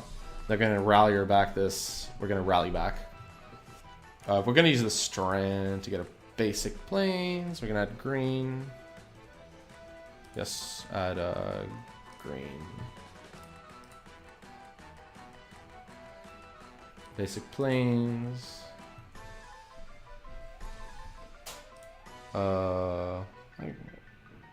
Green, white, yeah. Yeah, my opponent's hand was insane. Whatever, it's fine. Okay, we get Kataki. Like, I mean, my hand's insane too. It's like Kataki with backup, but we're on the draw. Like, on the play, this hand would not be... Like, it would be beatable, I guess. Maybe not, actually. Okay, so now they have to, like, pay for stuff. And then we can Reflector Mage whatever we need to. I'm definitely Reflector Maging, like, whatever the Ravager at some point. But yeah, like, getting the Ravager that turn was extraordinarily bad for us. That was, like, not the turn I wanted to see Ravager. Like, if that turn my opponent did nothing, I might have had a shot. It's actually impressive that they also did not play Overseer on turn 2. Oh, they might have kept it on top. Yeah. But yeah, my opponent's hand was just nuts. Like, turn 1. This is why Opal is so ludicrous. It's like, think about, like, this hand. It's like, turn, like, Overseer post Galblast, the tempo is unreal. It's a shame my hand didn't have, like, Bird. Because if I went Bird, my opponent 100% would have killed it. And then, like, the Kataki would have just run over one more turn. Like, a turn earlier, and then, like, my opponent can't do much of this stuff. So my opponent's probably going to pay 1 for this Ravager. I would assume.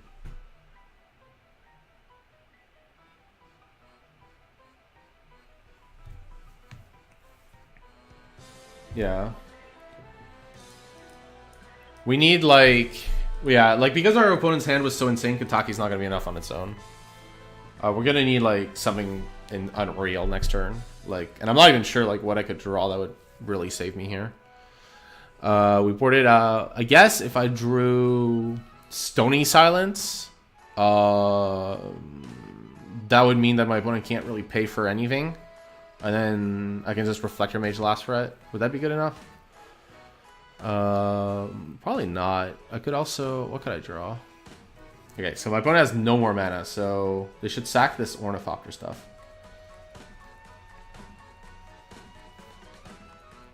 This Reflector... Okay, because of the way my opponent did all this, this Reflector Mage is actually going to be great. Because they're going all in on this Vault Scourge, and it's going to backfire horribly. Because of Mage. So that's nice. And they're right to go for Mage, because, like, all the ground creatures are just not going to be sufficient. Oh, wait. They're not...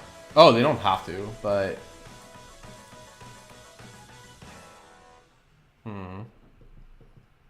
Let's see, my opponent has 1 land? Like... I don't want to take a hit for 6, so... I think I'm just going to block here.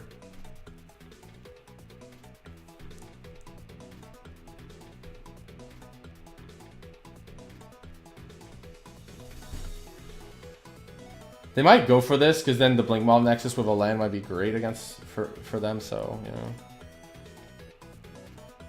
We need, like, if we have 1 more spell, we win. And this is where I regret, like, not keeping the Rider in, right? No, because we have, oh, we have Slime anyways, but yeah, like, I have to block with a Rallier here. Actually, that was a mistake. I should have blocked with the Cobra instead of the Rallier. Spire? Oh, come on, really? I should have blocked with a Cobra there rather than a Rallier, just in case I draw Evolution. Okay, so... This is actually kind of problematic this turn. Because Mage isn't that great. Yeah, drawing that land was really bad for us. If our opponent drew like any artifact, it would have been great. But like they drew Spire, which is like the perfect, like one of the perfect lands. Okay, what do I do now? 11. Bouncing the Vault Scourge is okay. They can start paying for the Ravager and Overseer. We have a lot of time, but yeah.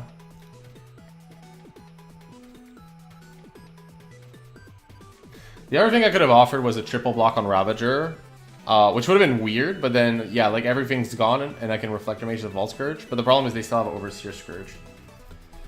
Reflector Maging the Ravager is awkward. Yeah, I probably have to just bounce Scourge here, so yeah. Let's see. My opponent has no cards. My opponent's draw's been pretty unreal, but it's fine. It's what Affinity does sometimes. Right, so I could attack with both, because I can Reflector Mage plus Cobra on backup, right?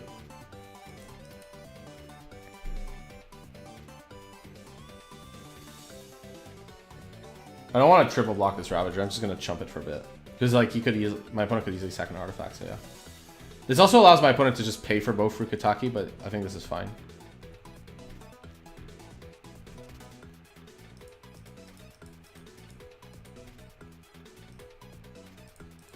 Yep. Then we play Heath. Add blue white, I guess.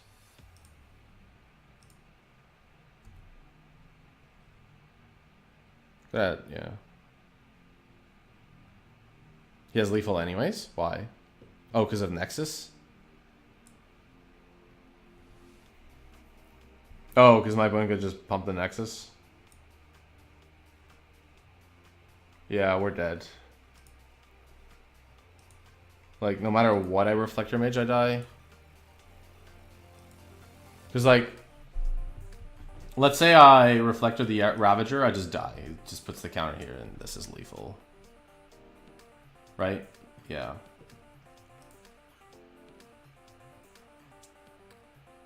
One second. What happens if I bounce the Overseer? No, we have to bounce the Vault Scourge, I'm pretty sure.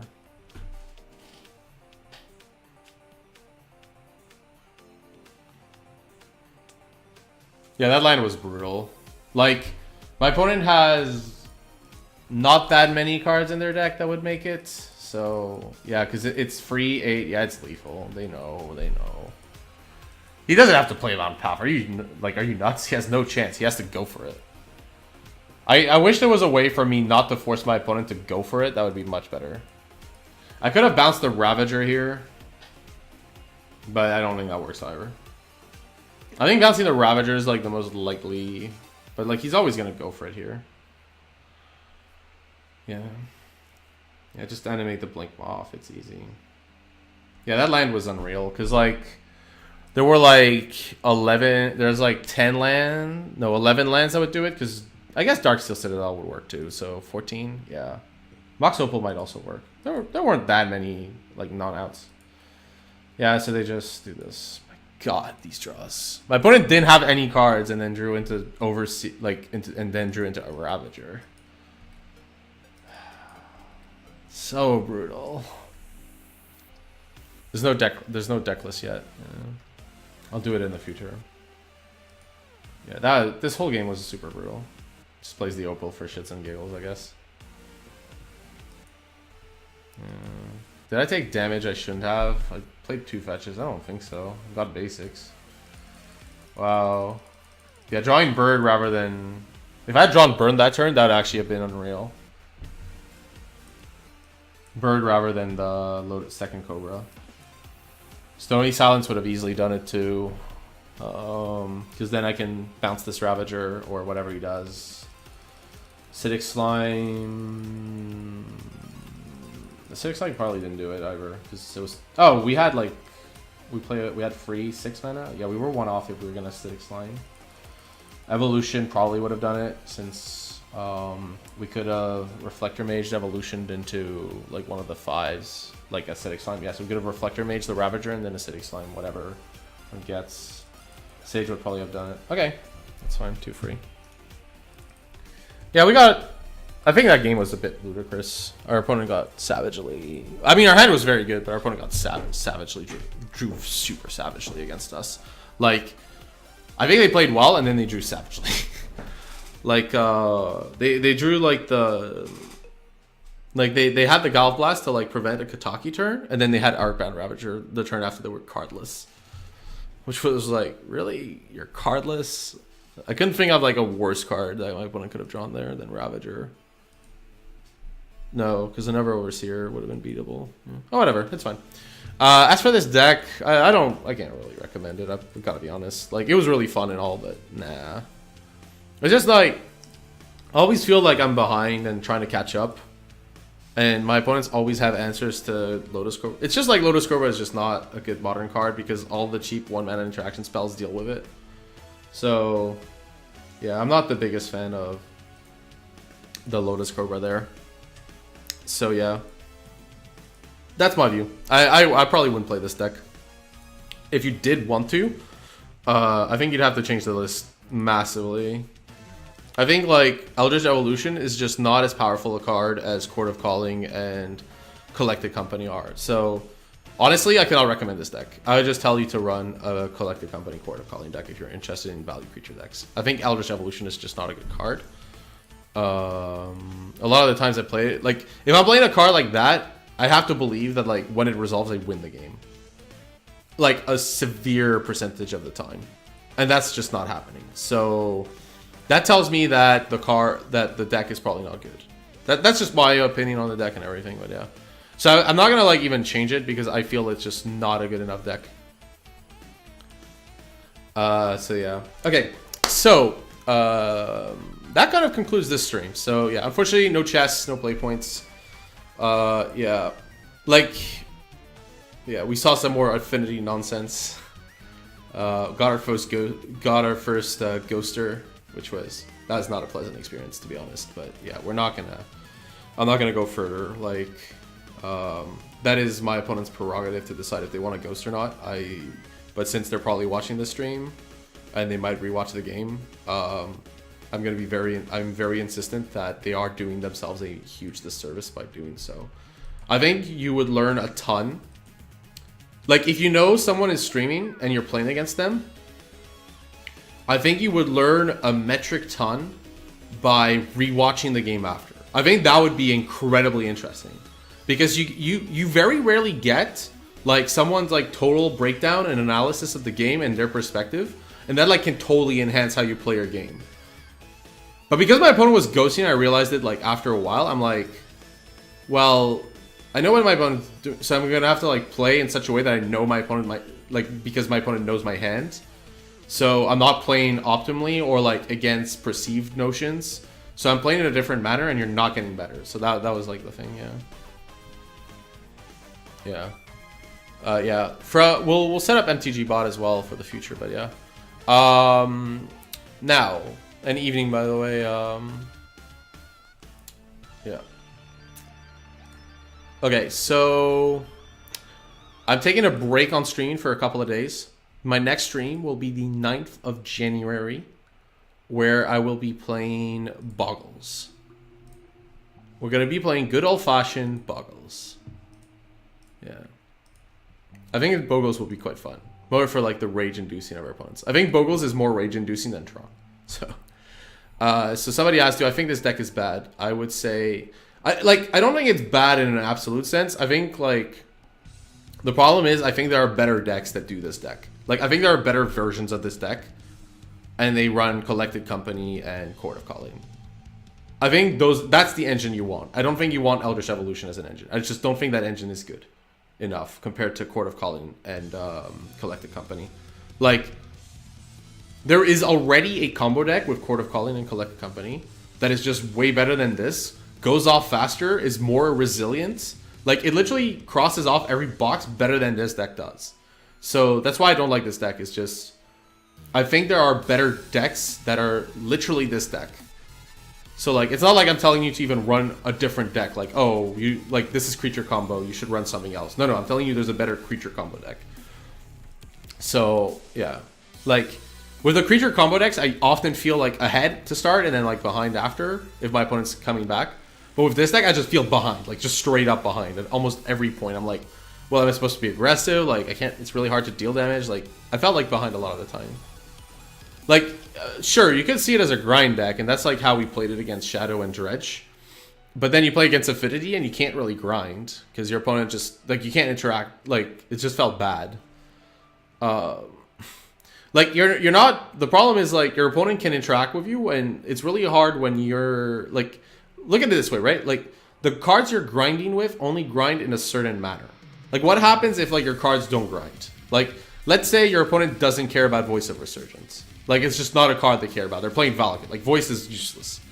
Well, then, what do? Like, you're against, like, they're playing, like, you could get Avalanche Rider, sure. But, like, at least with the other deck, you can go, like, Vizier into, like, and Devoted Druid and, like, just win and it's over.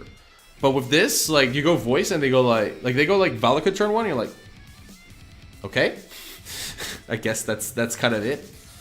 I know you have an Avalanche Rider and all this, but you're not putting a fast enough clock. Like, you destroy land and then they just like destroy you after anyways, because like all their deck is just mana sources. So yeah, I think your proactive plan is just not strong enough and it only grinds in a certain fashion. So yeah, that's my view. Is like I don't think that this deck is good for those reasons. I don't want to be like harsh or anything if you like play the deck. I don't think it's like I don't think like it's super bad or anything. I don't think like it'd be awful to play this. Let's not go into a hyperbole. I just think it's worse than other options. I think that's like the conclusion here. It's like worse than other options that exist in the format, in the same spectrum. So I would recommend those other decks. It's also, it was really weak against like, yeah, for sure. If you're playing decks for fun in Modern, like whatever, it doesn't matter. Just play what you want. Like I'm always like doing the evaluations on like, would I run this deck at a tournament? Or like, what would I think about running this competitively? And that's my assessment. If you're like trying to have fun or like want to play something like this at F&M, or like you have a small Modern tournament that's local and you like just want to play 5-6 rounds and you're getting tired of the options that you otherwise play, like yeah, totally, you can go for it. It's playable, it's fun, has a lot of game to it. Like it's very interesting. But yeah, it's like I think it would be wrong to play this at a GP, and I think it would be wrong to play this deck at a Pro Tour. That's my assessment. Is like I think you would be. There would not be an argument I can see or make that would justify running this at a tournament of that level. But I don't want to bash it more. I honestly thought this was much better than some other decks I ran. For example, Eldrazi-tron, for what it's worth. And people play that deck all the time. So I thought this was much better than Eldrazi-tron. So yeah, I think that's going to kind of do it for the stream. I'll be back on Tuesday. So I got a 4-day break. And yeah, that's pretty much it. Thank you so much for watching. Give the channel a follow if you haven't yet. And yeah, otherwise, I'll be back in a few days. Bye-bye.